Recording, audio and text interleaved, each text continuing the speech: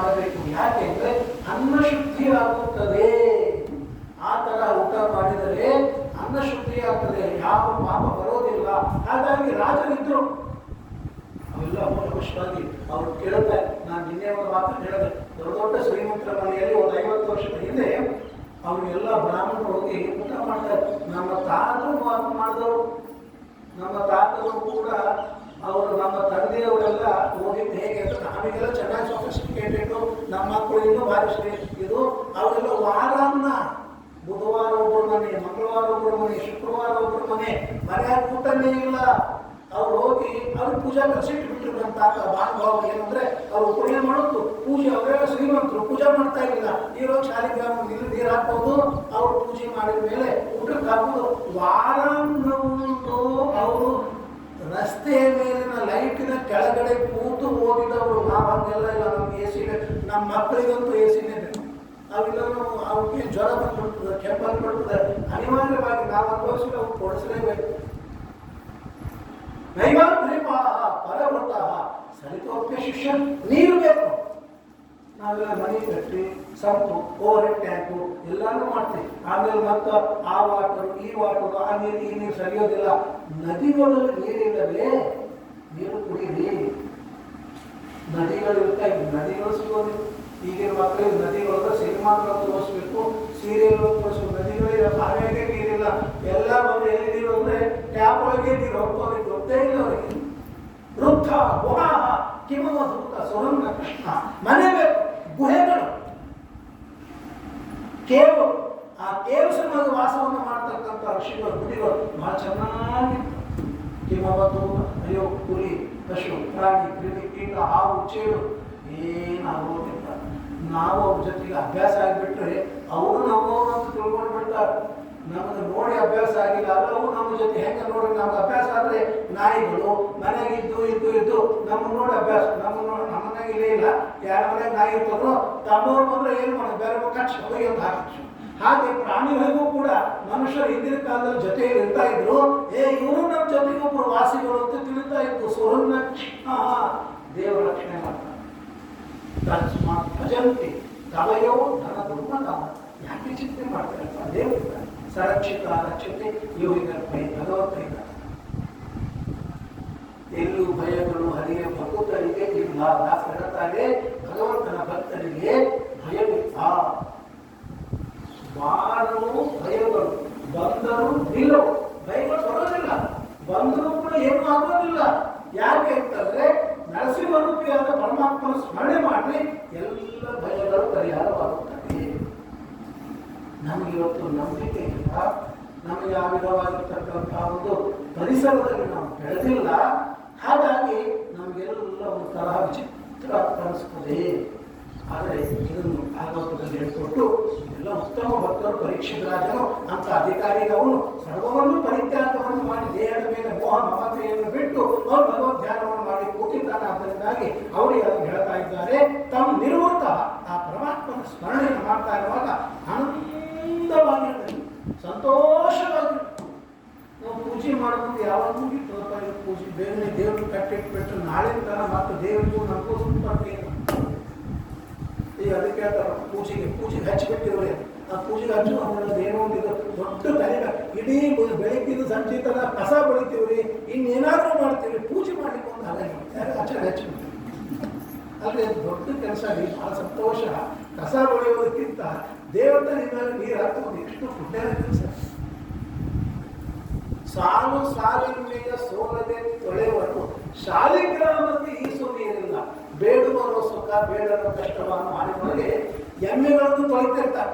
ಈಗ ಎಮ್ಮೆ ಇಲ್ಲ, ಕಾರುಗಳು ಇವರು ನಿಂತಿರ್ತಾರೆ, ಬರಬಡ ಹಾಕೋದು ಅವರು ನಿಂತಿರ್ತಾರೆ, ಪೈಪ್ ಹಚ್ಚಿ ಕಾರು ತೊಳಿತಾ ಇರ್ತಾರೆ.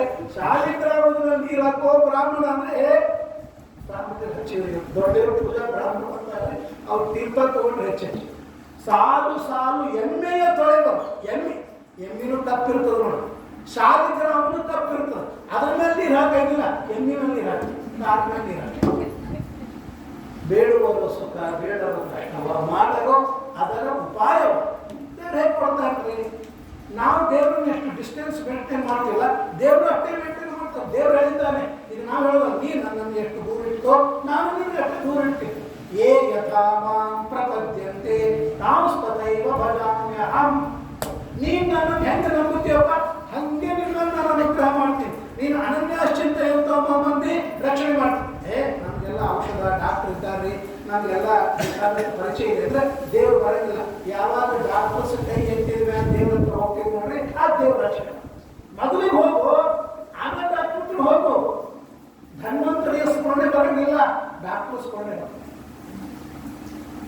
ಹಾಗಾಗಿ ದೇವರನ್ನು ಸ್ಮರಣೆ ಮಾಡಿ ಪೂರ್ಣ ಮಾಡ್ಲಿಕ್ಕೆ ಆಗೋದಿಲ್ಲ, ನಮಗೂ ಇಲ್ಲ ನಿಮಗೂ ಇಲ್ಲ, ಇದು ಸಿದ್ಧ. ಆದರೆ ಮಧ್ಯೆ ಮಧ್ಯೆ ಭಗವಂತನ ಸ್ಮರಣೆ ಮಾಡ್ತಾ ಆ ವೈದ್ಯೋ ನಾರಾಯಣೋ ಹರಿ, ವೈದ್ಯರಲ್ಲಿ ನಾರಾಯಣ ಭಗವಂತರು ಇದ್ದಾನೆ ಅಂತ ಅಂದ್ಕೊಳ್ತಾ ನಾವು ಟ್ರೀಟ್ಮೆಂಟ್ ಮಾಡಿಕೊಂಡ್ರೆ ಈ ನಿಮಿತ್ತದಿಂದ ಭಗವಂತನ ಸ್ಮರಣೆ ಬರ್ತದೆ. ಸಂಸಾರ ಹೇತು ನಮಶ್ಚಯಂತ್ರ ಅದನ್ನು ಹೇಳಿ ಇಷ್ಟೆಲ್ಲ ಆ ಭಗವಂತನ ಧ್ಯಾನವನ್ನು ಮಾಡಬೇಕು. ಇದು ವ್ಯಾಪ್ತ ಉಪಾಸನೆ. ಅಷ್ಟು ಯೋಗ್ಯತೆ ನಮ್ಮದಲ್ಲ, ನಮ್ದು ಸಾಧಾರಣ ಇದೆ. ನಾವು ಪ್ರತೀಕ ಕರೆದಿದ್ದ ಅಂದ್ರೆ ಪ್ರತೀಕ ಅಂದ್ರೆ ಪ್ರತಿಮೆ, ಪ್ರತೀಕ ಅಂದ್ರೆ ದೇಹ, ಪ್ರತೀಕ ಅಂದ್ರೆ ಕಟ್ಟಿಲ್ಲ, ಅಲ್ಲಿರುವ ಭಗವಂತನ ಉಪಾಸನೆ ಮಾಡಬೇಕು. ಆದ್ದರಿಂದಾಗಿ ಏಚಿತ್ ಸ್ವದೇಹಾಂತರ ಹೃದಯಾವಕಾಶೇ ಪ್ರಾದೇಶ ಮಾತ್ರ ಪುರುಷಂ ವಸಂತಂ. ತಮ್ಮ ಹೃದಯದಲ್ಲಿ ಪರಮಾತ್ಮ ಇದ್ದಾನೆ. ಮೂಲೇಶ ಅಗ್ರೇಶ ಪ್ರಾದೇಶ ಅಂತ ಕರೆದಿದ್ದಾರೆ. ಪ್ರಾದೇಶ ದೃಷ್ಟಿಯಿಂದ ಪರಮಾತ್ಮ ಈ ದೇಹದೊಳಗೆ, ಈ ಹೃದಯದೊಳಗೆ ದೇಹಾಂಕುಷ್ಟ, ಅದರ ಒಳಗಡೆಗೆ ಜೀವಸ್ವರೂಪ ಇದ್ದಾನೆ. ಆ ಜೀವಸ್ವರೂಪನ ಹೆಬ್ಬಟ್ಟಿನ ಅಷ್ಟು ಇರುವ ಪರಮಾತ್ಮನ ಚಿಂತನೆಯನ್ನು ಮಾಡಬೇಕು. ಶಂಖ ಚಕ್ರ ಗದ ಪದ್ಮ ಇವುಗಳನ್ನೆಲ್ಲ ಚಿಂತನೆ ಮಾಡಬೇಕು. ಭಗವಂತನ ಚಿಂತನವನ್ನು ಮಾಡ್ತಾ ಇರುವಾಗ ಅವರು ಕೌಸ್ತುಭ ಮಣಿಯ ಧಾರಣವನ್ನು ಮಾಡಿದ್ದಾನೆ, ವೈಜಯಂತಿ ಮಾಲೆಯ ಧಾರಣವನ್ನು ಮಾಡಿದ್ದಾನೆ, ಶಂಖ ಚಕ್ರ ಗದ ಪದ್ಮ ಇವುಗಳನ್ನು ಧಾರಣ ಮಾಡಿದ್ದಾನೆ.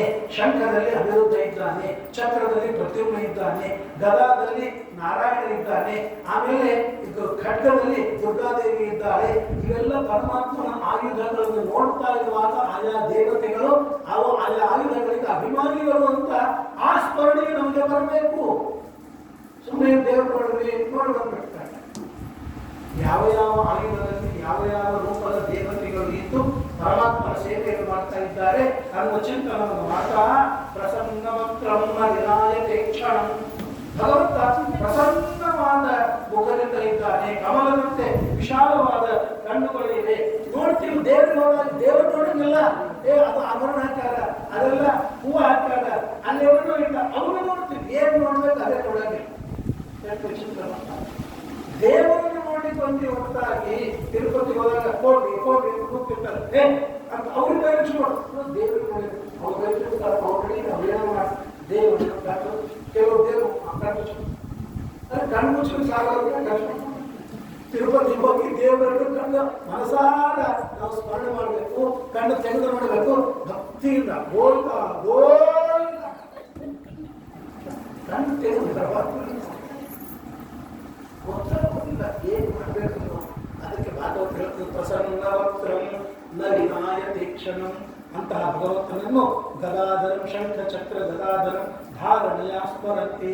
ಅವನ ಕಣ್ಣುಗಳು ಹೇಗಿವೆ ಅಂದ್ರೆ ಕಮಲದಂತೆ ಉನ್ನಿದ್ರ ಪಂಕಜ ಕರ್ಣಿ ಕಾಲ. ಕಮಲದಂತೆ ಎಂಥ ಕಮಲ ಅಂದ್ರೆ ಇದೀಗ ವಿಕಸಿತವಾದ ಕಮಲ ಹೇಗಿರಬೇಕೋ ಹಾಗೆ ಪರಮಾತ್ಮನ ಕಣ್ಣು ದೊಡ್ಡದಾಗಿರ್ತಕ್ಕಂತಹ ಕಣ್ಣುಗಳು ಎಂಬುದಾಗಿ ಶ್ರೀಲಕ್ಷಣಂ ಶ್ರೀವತ್ಸ ಪರಮಾತ್ಮ ನಕ್ಷತ್ರದಲ್ಲಿ ವಿಭೂಷಿತ ಮೇಖಲೆಯ ಪರಮಾತ್ಮ ಮೇಖಲ ಅಂದ್ರೆ ಉದಾಹರಣೆ ಧಾರಣವನ್ನು ಮಾಡಿದ್ದಾನೆ. 10 ಬೆರಳುಗಳಲ್ಲಿ ನವರತ್ನ ಖಚಿತವಾಗಿರುವ ಉಂಗುರಗಳನ್ನು ಧಾರಣವನ್ನು ಮಾಡಿದ್ದಾನೆ. ಅವನ ಕೇಶಪಾಶ ವಿಸ್ತಾರವಾಗಿದೆ, ಅದರ ಮೇಲೆ ಕಿರೀಟವನ್ನು ಧಾರಣವನ್ನು ಮಾಡಿದ್ದಾನೆ. ಅಧೀನ ನೀಲ ಹಸಿತೇಕ್ಷಣೋಲ್ಲಸ ಭ್ರೂಭಂಗ ಸಂಸೂಚಿತ ಭೂರಿ ಅನುಗ್ರಹ. ಪರಮಾತ್ಮನ ಐಬ್ರೋಸ್ ಅದನ್ನು ಚಿಂತನೆ ಮಾಡಿ. ಹೇಗೆಂದ್ರೆ ಯಾವ ಈ ಭ್ರೂವಿನಿಂದ ಇಡೀ ಜಗತ್ತಿನ ಸೃಷ್ಟಿ ಸ್ಥಿತಿ ಲಯ ಯದ್ಭ್ರೂ ವಿಚರೂಪೇಣ ಸಶಂಭು ಶಕ್ರಂ ಜಗತ್ ಸಮಸ್ತಂ ನಿಯತಂ ವಿಭಾ ಶ್ರೀ ಯತ್ ಕಟಾಕ್ಷ ಬಲವತಿ. ಯಾವ ಪರಮಾತ್ಮನು ಹೂವಿನ ಒಂದು ಸಲ ಹಿಂಗ ಹಾರಿಸಿಬಿಟ್ಟ ಅಂತಂದ್ರೆ ಇಡೀ ಜಗತ್ತಿನ ಸೃಷ್ಟಿ ಸ್ಥಿತಿ ಲಯ ಎಲ್ಲ ದೇವರು ಹೋಗಬೇಡ್ರಿ. ನಮ್ಮ ಹೆಂಡತಿ ಹೋಮ ಮಾಡಿಬಿಟ್ಟು ಅವ್ರು ಅರ್ಥ ಆಗ್ಬಿಡ್ತು. ಆಕಿ ಹೋಗ್ಬೇಕವ ಬಾಂಕ್ ಕರ್ಲಿಕ್ಕತ್ತಾಳೋ ಅಥವಾ ಹೊರಗೆ ಕಳಸಲಿಕ್ಕತ್ತಾಳೋ ಆಕಿನ ಕಣ್ಣು ಸನ್ನೆಯಿಂದಲೇ ಇವ ಗಂಡ ಎಲ್ಲ ಆಕ್ಷನ್ ಆಕೆ ಕೈ ಬಾಯಿ ಏನೂ ಮಾಡಬೇಕಾಗಿಲ್ಲ, ಕೇವಲ ತನ್ನ ಕಣ್ಣು ಸನ್ನೆಯಿಂದಲೇ ಗಂಡನನ್ನು ಗೊಂಬೆಯನ್ನು ಆಟ ಆಡಿಸ್ತಾರೆ. ಈಗಿನೊಳಗೆ ಇಷ್ಟು ಶಕ್ತಿ ಇದೆ, ಈಗಿನ ಕಣ್ಣಿನೊಳಗೆ ಇರ್ತದೆ, ಇದು ಪರಮಾತ್ಮನ ಕಣ್ಣು ಹೇಗಿರ್ಬೇಕ್ರಿ? ನಿಮಗೆ ಬಹಳ ಸಣ್ಣದಾದ ಎಕ್ಸಾಂಪಲ್ ಕೊಡ್ತಾ ಇದೆ.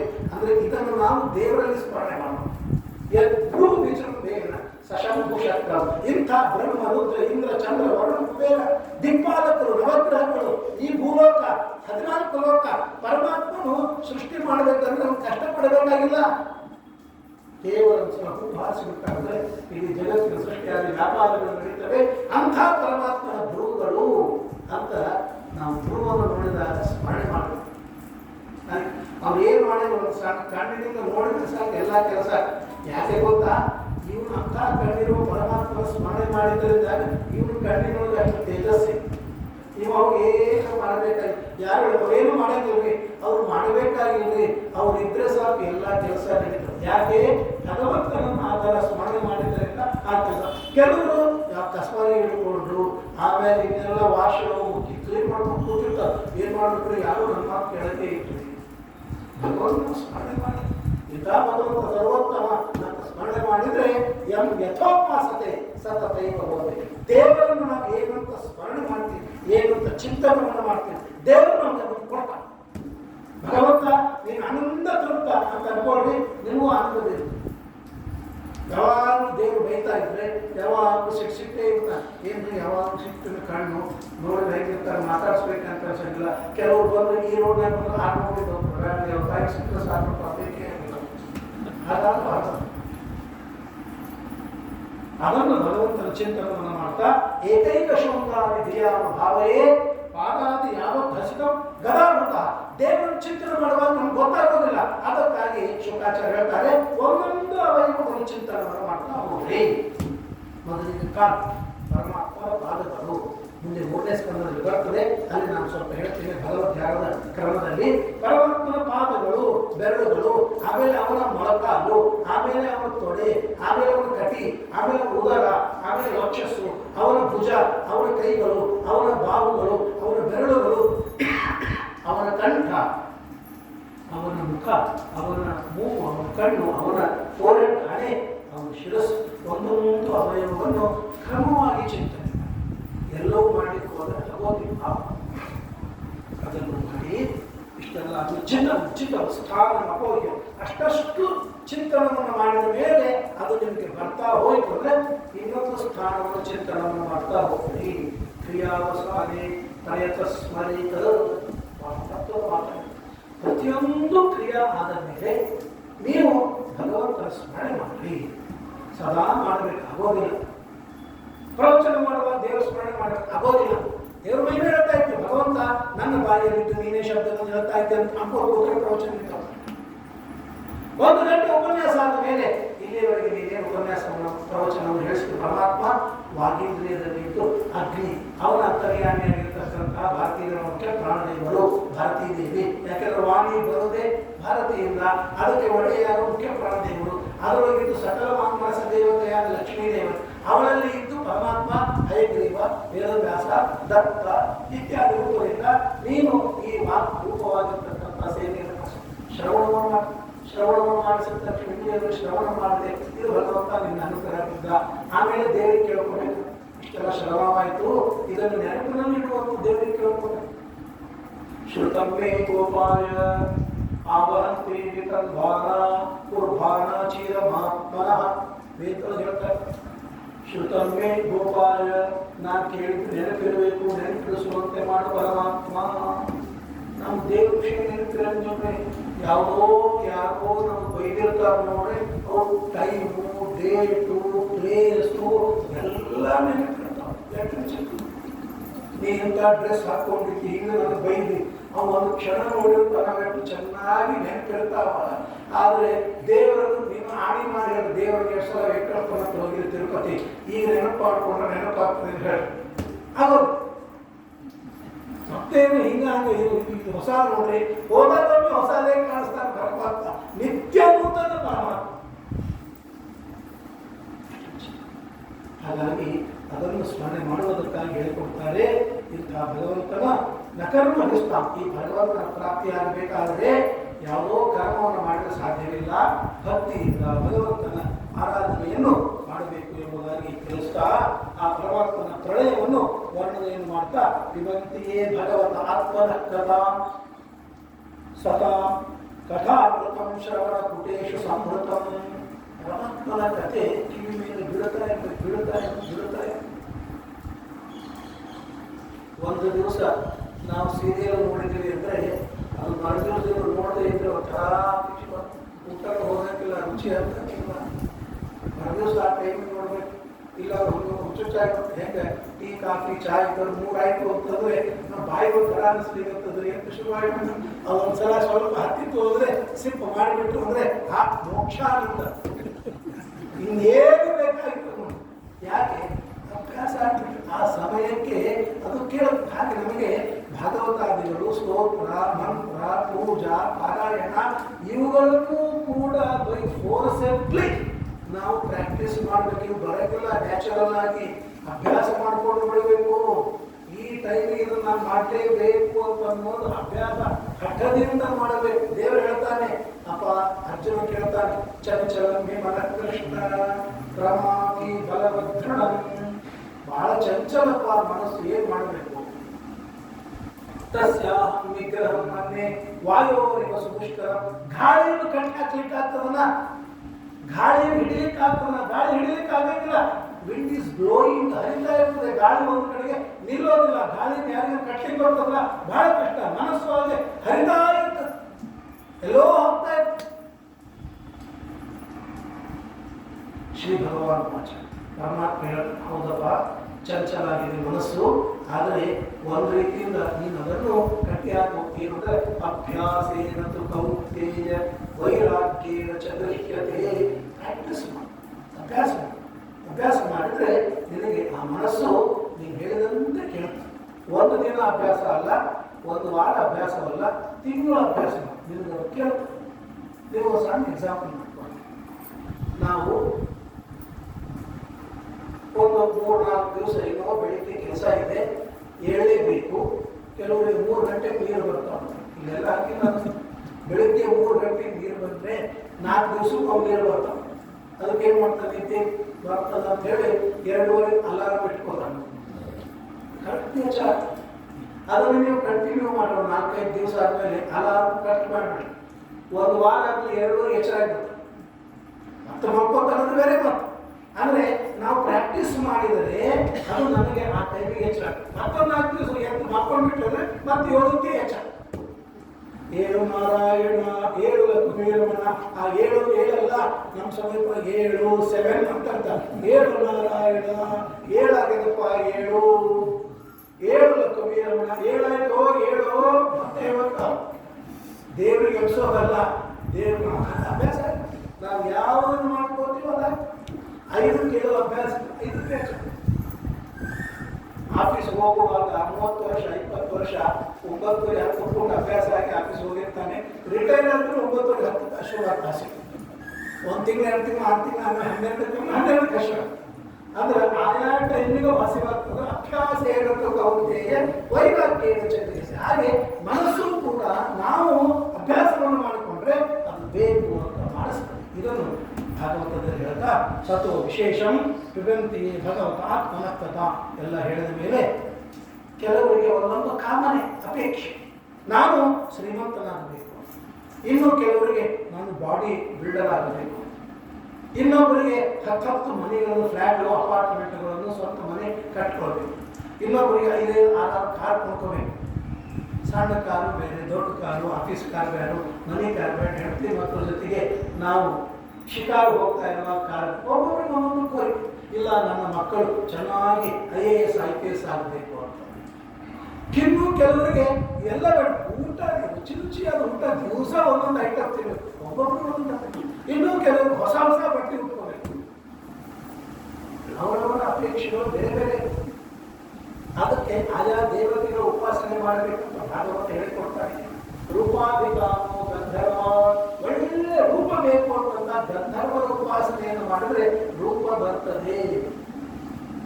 ಸ್ತ್ರೀ ಕಾಮ ಅಪ್ಸರ ಊರ್ವಶಿ, ಒಳ್ಳೆ ಹೆಂಡತಿ ಸಿಗಬೇಕು ಅಂತಂದ್ರೆ ಊರ್ವಶಿ ಮೊದಲಾದ ಅಪ್ಸರಾಸ್ತ್ರ ಇದನ್ನೆಲ್ಲ ಹೇಳ್ಕೊಂಡು ಬಂದ್ಬಿಟ್ಟು ಎಲ್ಲರೂ ಇದನ್ನೇ ಮಾಡ್ತಾರೆ. ದೇವರು ಬಿಟ್ಟು ಅವರು ಹೇಳ್ತಾರೆ, ಮುಂದೆ ಕೊನೆ ಹೇಳ್ತಾರೆ. ಆಮೇಲೆ ಆಧಿಪತ್ಯ ಕಾಮ ಸರ್ವೇಶ, ಎಲ್ಲರ ಮೇಲೆ ನಾನು ಲಾರ್ಡ್, ನಾನು ಯಜಮಾನ ಆಗಬೇಕು, ನಾನು ಎಲ್ಲರಿಗೂ ಲೀಡರ್ ಆಗಬೇಕು ಅಂತಂದಾಗ ಪರಮೇಶ್ವರ ಬ್ರಹ್ಮದೇವರು ಉಪಾಸನೆ ಮಾಡ್ತೀನಿ. ಇದು ಕೆಲವರಿಗೆ ಎಲ್ಲ ಕಡೆಗೆ ನನ್ನ ಹೆಸರು ಇರಬೇಕು. ಎಲ್ಲಿ ಹೋದ್ರು, ಯಾವ ಟೆಂಪಲ್ಗೆ ಹೋದ್ರು ಇಂಥವ್ರು ಡೊನೇಟ್ ಮಾಡಿದ್ದಾರೆ ಅಂತ ನನ್ನ ಹೆಸರು ಬರಬೇಕು, ಮ್ಯಾಲೆ ನನ್ನ ಹೆಸರು ಬರಬೇಕು ಅಂತ. ಯಜ್ಞಂ ಯಜೇತ್ ಯಶಸ್ಕಾಮ, ಯಶಸ್ಸು ಬೇಕು, ಕೀರ್ತಿ ಬೇಕು ಅಂತನ್ನೋರು ಅಲ್ಲಲ್ಲಿ ಹೋಗಿ ಡೊನೇಷನ್ ಮಾಡಿ, ಯಜ್ಞಯಾಗಾದಿಗಳನ್ನು ಮಾಡಿ, ಆಗಾಗ ಅಭಿಷೇಕಗಳನ್ನು ಮಾಡಿಸ್ತಾ ಇದ್ರೆ ಅವನ ಹೆಸರು ಬರ್ತದೆ. ವಿದ್ಯಾ ಕಾಮಸ್ತು ಗಿರೀಶಂ, ಇದು ಒಳ್ಳೆ ವಿದ್ಯೆ ಬೇಕು ಅಂತ ಅನ್ನೋದು ಗಿರೀಶ ಶಿವನ ಪೂಜೆಯನ್ನು ಮಾಡಬೇಕು. ಗಂಡ ಹೆಂಡತಿ ಅನ್ಯೋನ್ಯವಾಗಿ, ಇದು ಇವತ್ತಿನ ಕಾಲಕ್ಕೆ ಬೇಕಾದ ಗಂಡ ಹೆಂಡತಿ ಅನ್ಯೋನ್ಯವಾಗಿರಬೇಕು. ಡೈವರ್ಸ್ ಆಗಬಾರದು ಅಂದ್ರೆ ದಾಂಪತ್ಯ ತೇ ಉಮಾಂ ಸತಿ, ಉಮಾದಿ ಪಾರ್ವತಿಯ ಉಪಾಸನೆ ಮಾಡಿದರೆ ಅದಕ್ಕಾಗಿ ವಿವಾಹ ಕಾಲದೊಳಗೆ ಗೌರಿ ಪೂಜೆಯನ್ನು ಮಾಡಿಸ್ತಾರೆ. ಮಾಡಿದರೆ ಎಷ್ಟು ಭಕ್ತಿಯನ್ನು ಮಾಡ್ತಾರೋ ಅಷ್ಟು ದಾಂಪತ್ಯ. ಈಗ ಗೌರಿ ಪೂಜೆ ಮಾಡಿದ್ರೆ ಬ್ರಾಹ್ಮಣ ಮಂತ್ರ ಅಂತ ಇರ್ತಾನೆ, ಮೇಕಪ್ ಮಾಡೋರ್ತಾರೆ, ಎಲ್ಲ ಹಾಕ್ತಿರ್ತಾರೆ, ಹೂ ಮುಡಿಸ್ತಾ ಇರ್ತಾರೆ, ಆಮೇಲೆ ಇನ್ಯಾರು ಮಾತಾಡಿಸ್ತಾ ಇರ್ತಾರೆ. ಆ ಬ್ರಾಹ್ಮಣಿಗೆ ಬ್ಯಾಸರಿಗೆ ಬಂದಕ್ಕೂ ಹೀಗೆ ಅಕ್ಕಿ ಕೈ ಕಾಲು ಕೈ ಮುಟ್ಟಿ ಪುಷ್ಪಾಂಶಯಾಮಿ, ಧೂಪಂ ದರ್ಶಯಾಮಿ, ದೀಪಂ ದರ್ಶಯಾಮಿ ಅಂತ ಇವರೇ ಮಾಡ್ತಿರ್ತಾರೆ. ಎಲ್ಲಾನು ಇವರೇ ಮಾಡಿಬಿಟ್ರಿ, ಅವ್ರೇನ್ ಮಾಡ್ಬೇಕು ಹುಡುಗ ಅವರಿಗೆ.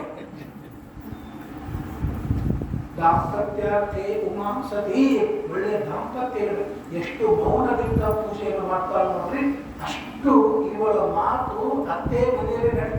ಇವರೇ ಒಟ ಒಟ ಒದರ್ತಾ ಅಲ್ಲಿ ಮಾತಾಡ್ತಾರೆ ನೋಡ್ರಿ, 4 ದಿವಸ ಗಂಡ ಬಿಟ್ಟು ಹೊರಬಿಡ್ತಾರೆ. ಈಗೆಲ್ಲ ಆಗೋದು ಇದೇ ಪರಿಸ್ಥಿತಿ. ಹಾಗಾಗಿ ದಾಂಪತ್ಯಕ್ಕಾಗಿ ಸತಿ. ಧರ್ಮಾರ್ಥ ಉತ್ತಮ ಶ್ಲೋಕಂ ತಮ್ಮನ್ ಪಿತೃಣ್ಯತೆ, ಒಳ್ಳೆ ಸಂತಾನ ಬೇಕು, ನಮಗೆ ಮಕ್ಕಳು ಬೇಕು, ಬಹಳಷ್ಟು ಜನ ಮಕ್ಕಳಾಗಬೇಕು. ಪಿತೃಗಳ ಪೂಜೆಯನ್ನು ಮಾಡ್ರಿ. ಶ್ರಾದ್ದದೊಳಗೆ ಆಶೀರ್ವಾದದೊಳಗೆ ಮಕ್ಕಳಾಗಬೇಕು ಅಂತಂದ್ರೆ ಪಿತೃಗಳ ಪೂಜೆಯನ್ನು ಮಾಡಬೇಕು ಅಂತ. ರಕ್ಷಾ ಕಾಮ ಪುಣ್ಯಜನ, ನಾನು ಒಳ್ಳೆ ರಕ್ಷಣೆಯಾಗಬೇಕು ಅಂತ ಪುಣ್ಯಜನ ಅಂತಿದ್ದಾರೆ. ಓಜಸ್ ಕಾಮ ಮರುದ್ಗಣ, ರಾಜ್ಯ ಕಾಮ, ನನಗೆ ರಾಜ್ಯ ಬೇಕು ಅಂತ ಮರುಗಳ ಪೂಜೆಯನ್ನು ಮಾಡಬೇಕು. ಗ್ರಾಮ ಕಾಮ, ನಾನು ಭೂಮಿಗೆ ಕುಲಕರ್ಣಿ ಅಂತ ರಾಜನಾಗಬೇಕು ಅಂತಂದಾಗ ಸೋಮ ಚಂದ್ರನ ಉಪಾಸನೆ ಮಾಡಿ, ಹೀಗೆ ಎಲ್ಲ ಹೇಳಿಕೊಡ್ತಾರೆ. ಇವೆಲ್ಲ ಎಲ್ಲಿಯವರೆಗೆ ರೂಪ ಎಲ್ಲಿಯವರೆಗೆ ಇರ್ತದೆ, ತಾವು ಇರೋದು 25-30 ವರ್ಷ, 46 ಮೇಲೆ ಕೂದಲೆಲ್ಲ ಹೋಗ್ತಾರೆ. ಇನ್ನು ಬೆಳ್ಳ ಮಾರಿ ತಗೊಳ್ಳೋ ಚರ್ಮ ಎಲ್ಲ ಜೋಗ್ತಾ ಎಲ್ಲರಿಗೂ ಸೌಂದರ್ಯವೇ. ಎಲ್ಲಿಯವರೆಗೆ ನೀನು ಆರ್ಟಿಫಿಷಿಯಲ್ ಮಾಡ್ಕೊಳ್ತೀವಿ, ಇವೆಲ್ಲ ಹೋಗಿಬಿಡ್ತಾವೆ. ಒಂದು ಸರ್ಟನ್ ಏಜಿನವರೆಗೆ ಎಲ್ಲ ಇರ್ತಾವೆ. ಹಾಗೆ ಹೆಂಡತಿ, ಮಕ್ಕಳು, ರೂಪ, ಸಂಪತ್ತು, ಬಲ ಇದೆಲ್ಲ ಒಂದು ವಯಸ್ಸಿನವರೆಗೆ, ಆ ವಯಸ್ಸು ದಾಟಿ ಹೋಯ್ತು ಅಂದ್ರೆ ಎಲ್ಲ ಹೋಗ್ಬಿಡ್ತು. ಹಾಗಾಗಿ ಏನ್ ಮಾಡ್ಬೇಕು, ಯಾವುದನ್ನ ಇಚ್ಛಾ ಮಾಡ್ಬೇಕು. ಮತ್ತೆ ಸಿಗ್ತಾವೆ ಹೆಂಗ್ರಿ, ಅಕಾಮ ಸರ್ವಕಾಮೋವ ಮೋಕ್ಷ ಕಾಮ ಉದಾರದೇ ತೀವ್ರೇಣ ಭಕ್ತಿ ಯೋಗೇನ ಯಜೇತ ಪುರುಷಂ ಹರಿ. ಬಹಳ ಚೆನ್ನಾಗಿ ಭಾಗವತ ಹೇಳ್ತಾರೆ. ನಮಗೆ ಅದು ಬೇಕು ಇದು ಬೇಕು ಅಂತ ಕೇಳ್ಕೊಂಡ್ರೆ ದೇವರು ಕೊಟ್ಟುಬಿಟ್ಟು, ಮಕ್ಕಳಾಗಬೇಕು ಅಂತ ಕೇಳ್ಕೊಂಡು ಮಕ್ಕಳು ಬಂದ್ಬಿಟ್ಟು, ಅವು ಸಿಕ್ಕಿನ ಮಕ್ಕಳು ಹುಟ್ಟುಬಿಟ್ಟು, ದುಷ್ಟ ಮಕ್ಕಳು ಹುಟ್ಟುಬಿಟ್ಟು, ಅಥವಾ ಹುಚ್ಚು ಮಕ್ಕಳು ಹುಟ್ಟುಬಿಟ್ಟು, ಪೋಲಿಯೋ ಅಟ್ಯಾಕ್ ಆದ ಮಕ್ಕಳು ಹುಟ್ಟಿದ್ದಾರೆ. ಮಕ್ಕಳು ಹುಟ್ಟಿದ್ದಾರೆ. ಇಲ್ಲ ನನಗೆ ಮದುವೆ ಆಗಬೇಕು, ಯಾಕೆ ಮದುವೆ 4-5 ದಿವಸದ ಗಂಡ ಹೆಂಡತಿ ಜವಾಬ್ ಕೂತ್ಬಿಟ್ಟು,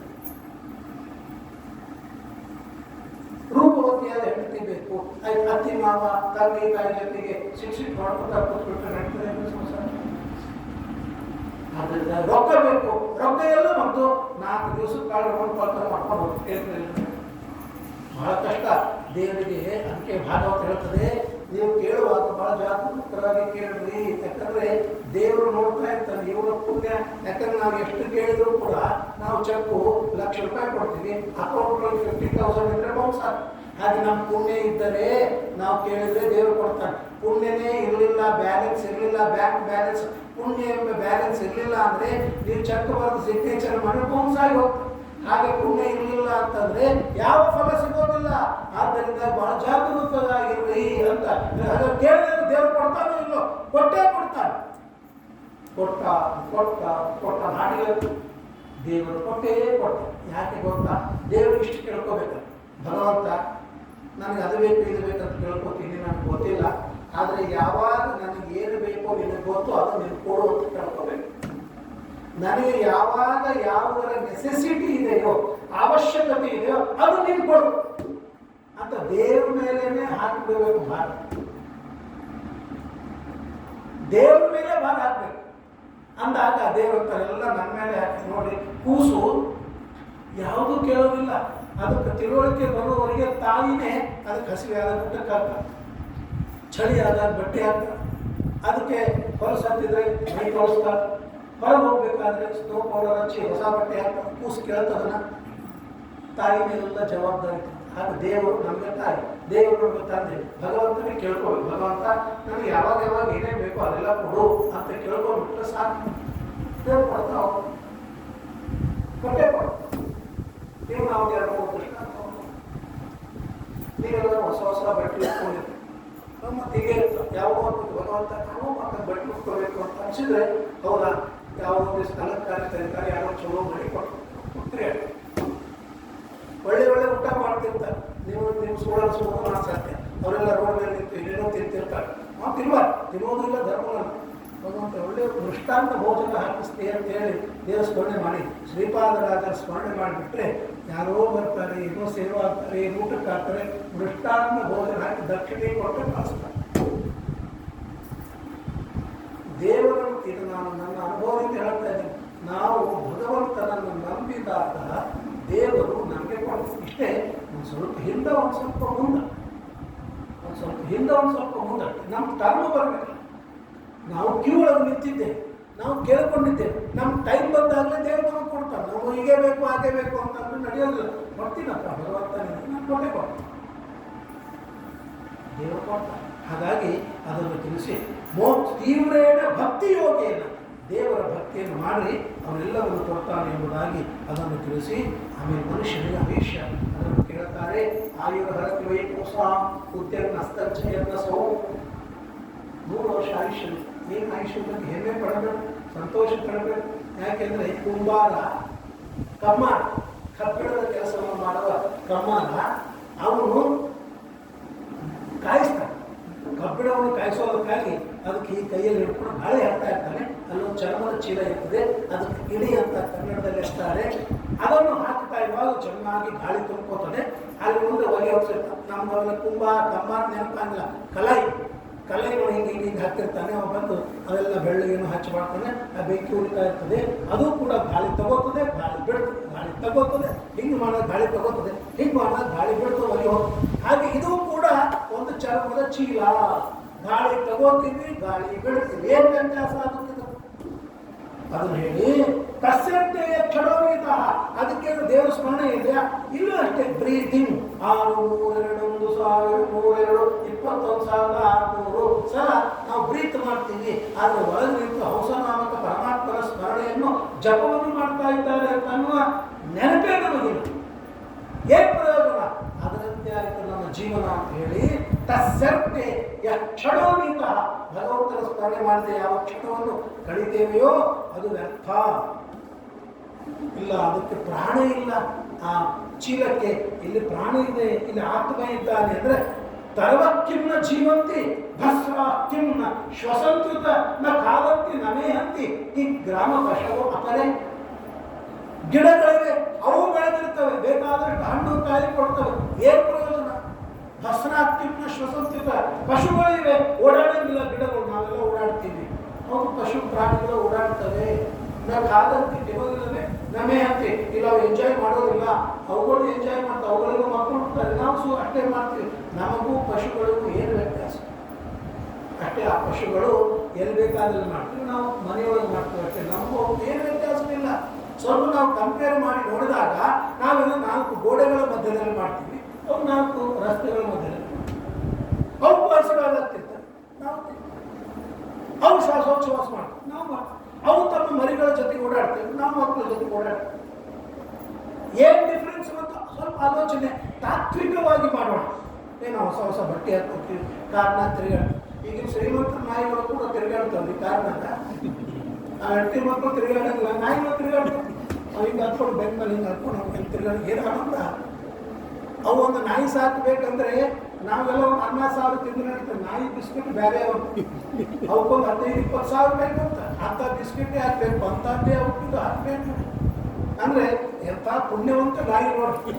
ಯಾವ ಪುಣ್ಯ ಮಾಡಿದ ನಾಯಿ ರಸ್ತೆ ಒಳಗಿರೋ ನಾಯಿ ಅಲ್ಲ, ಅದು ಪುಣ್ಯ ಮಾಡಿದ ನಾಯಿ ಅದರಿಂದಾಗಿ ಆ ಡಾಗು ಇವ್ರ ಮನೆಯೊಳಗೆ ಬಾಜು ಮಂಚಿನ ಮ್ಯಾಲ ಮಕ್ಕಳಿಗೆ ಅವಕಾಶ ಸಿಗಿಲ್ಲ, ಆ ಮಂಚಿನ ಮ್ಯಾಲ ಒದಗಿಸ್ಕೊತಾರೆ. ಏನು ಪುಣ್ಯ ಇರಬೇಕು ನನಗೆ, ಯಾವ ಜನ್ಮಾಂತರದೊಳಗೆ ಏನು ಸಂಬಂಧ ಇತ್ತೋ ಈಗಲೂ ನಾಯಿಯಾಗಿ ಇವು ಮನುಷ್ಯನಾಗಿ ಹುಟ್ಟಿದ್ದಾರೆ. ಕಿವಿ ಗ್ರಾಮ ಪಶು ಹೋಗ್ತದೆ. ಅದು ಸ್ವಲ್ಪ ನಾವು ತುಲನೆಯನ್ನು ಮಾಡಿದಾಗ ತಾತ್ವಿಕ, ನಾವು ಯಾರನ್ನೋ ಕಡಿಮೆ ಅಥವಾ ಯಾರ ಮನೇಲಿ ಏನಾದರೂ ಇದ್ರಲ್ಲಿ ಹೇಳ್ತಾ ಇಲ್ಲ. ಅಂದರೆ ಈ ಥರ ಮನುಷ್ಯನ ಜೀವನ ಇಷ್ಟ ಆಗಿದೆ. ಹಾಗಾಗಿ ಬಹಳ ಎಚ್ಚರದಲ್ಲಿ ಇರಬೇಕು. ವಿಲೇಬತೋ ಕ್ರಮ ವಿಕ್ರಮಾಂಗೆ ನಶರ್ವತ ಕರ್ಣಪುಟೇ ನರಸ್ಯ ಜಿಹ್ವಾಸತಿ ಧಾರ್ಗುರಿಕೇವ ಸೂತ ನಚೋಪದಾಯ ತ್ಯುಣದಾಯಕ. ಕಿವಿದೆ, ಕಿವಿಯೊಳಗೆ ನಾವು ಚೆನ್ನಾಗಿ ಹೆಣ್ಮಕ್ಳಿಗೆಲ್ಲ ಮೊದಲಿಗೆ ಒಂದಿತ್ತು, ಆಮೇಲೆ ಬೆಳ್ವಲಿ ಇತ್ತು, ಆಮೇಲೆ ಮಾಟಿ ಅಂತ ಬಂತು. ಆ ಲಂಬಾಡಿಗಳನ್ನು ನೋಡಿದ ಮೇಲೆ ಇಲ್ಲಿಂದ ಇಲ್ಲಿವರೆಗೆ ಚುಚ್ಕೋತಾರ್ರಿ, ಅವೆಲ್ಲ ಚುಚ್ಚಿಸ್ಕೊಂಡು ಬಂಗಾರ ಎಲ್ಲ ಕಡೆಗೆ ಹಾಕೋತಾರೆ. ಸುಮಾರು ಇದು 1 ಕಿಲೋ 2 ಕಿಲೋ ಹಾಕೋತಾರೆ, ಭಾರ ಆಗಂಗಿಲ್ಲ. ಒಂದು ಬಕೆಟ್ ನೀರು ತಂದು ಬಡಿಸ್ರಿ ಅಂದ್ರೆ ಅದೆಲ್ಲ ಭಾರ ಅಂದ್ರೆ ಕೈ ವಹಿಸ್ತದ್ರಿ. ಭಾರ ಪರಪಟ್ಟ ಕಿರೀಟ ದುಷ್ಟ. ವ್ಯಾಸರಾಜರು ಮಹಾನುಭಾವರು ಒಂದು ಮಾತನ್ನು ಹೇಳ್ತಾರೆ, ನಹಿ ಭಾರಾಯ ಭವತಿ ಕಾಂಕ್ಷಿತ ಭೂಷಣಾಧಿಕರು. ಬಾಜಾರ್ನಿಂದ 1-2 kg ಪಲ್ಯ ತರಬೇಕು ಅಂದ್ರೆ ಕೈ ಮೈತದೆ.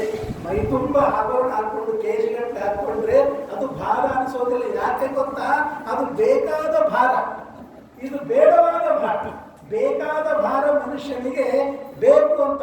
ಇನ್ನೂ ಕೆಲವರಿಗೆ ಕಿವಿಗೆ ಹಾಕೊಂಡು ಜೋತು ಬಿದ್ದಿರ್ತಾವೆ, ದೊಡ್ಡ ತೂತಾಗಿರ್ತಾವೆ. ಮತ್ತೆ ಡಾಕ್ಟರ್ ಹತ್ರ ಹೋಗಿ ಟೀಚರ್ಸ್ ಹಾಕಿಸ್ಕೊಂಡು ಮತ್ತೆ ಅದಕ್ಕೆ ಏನೋ ಇದು ಮಾಡಿಕೊಂಡು ಮತ್ತೆ ಚುಚ್ಚಿಸ್ಕೊಳ್ತಾರೆ.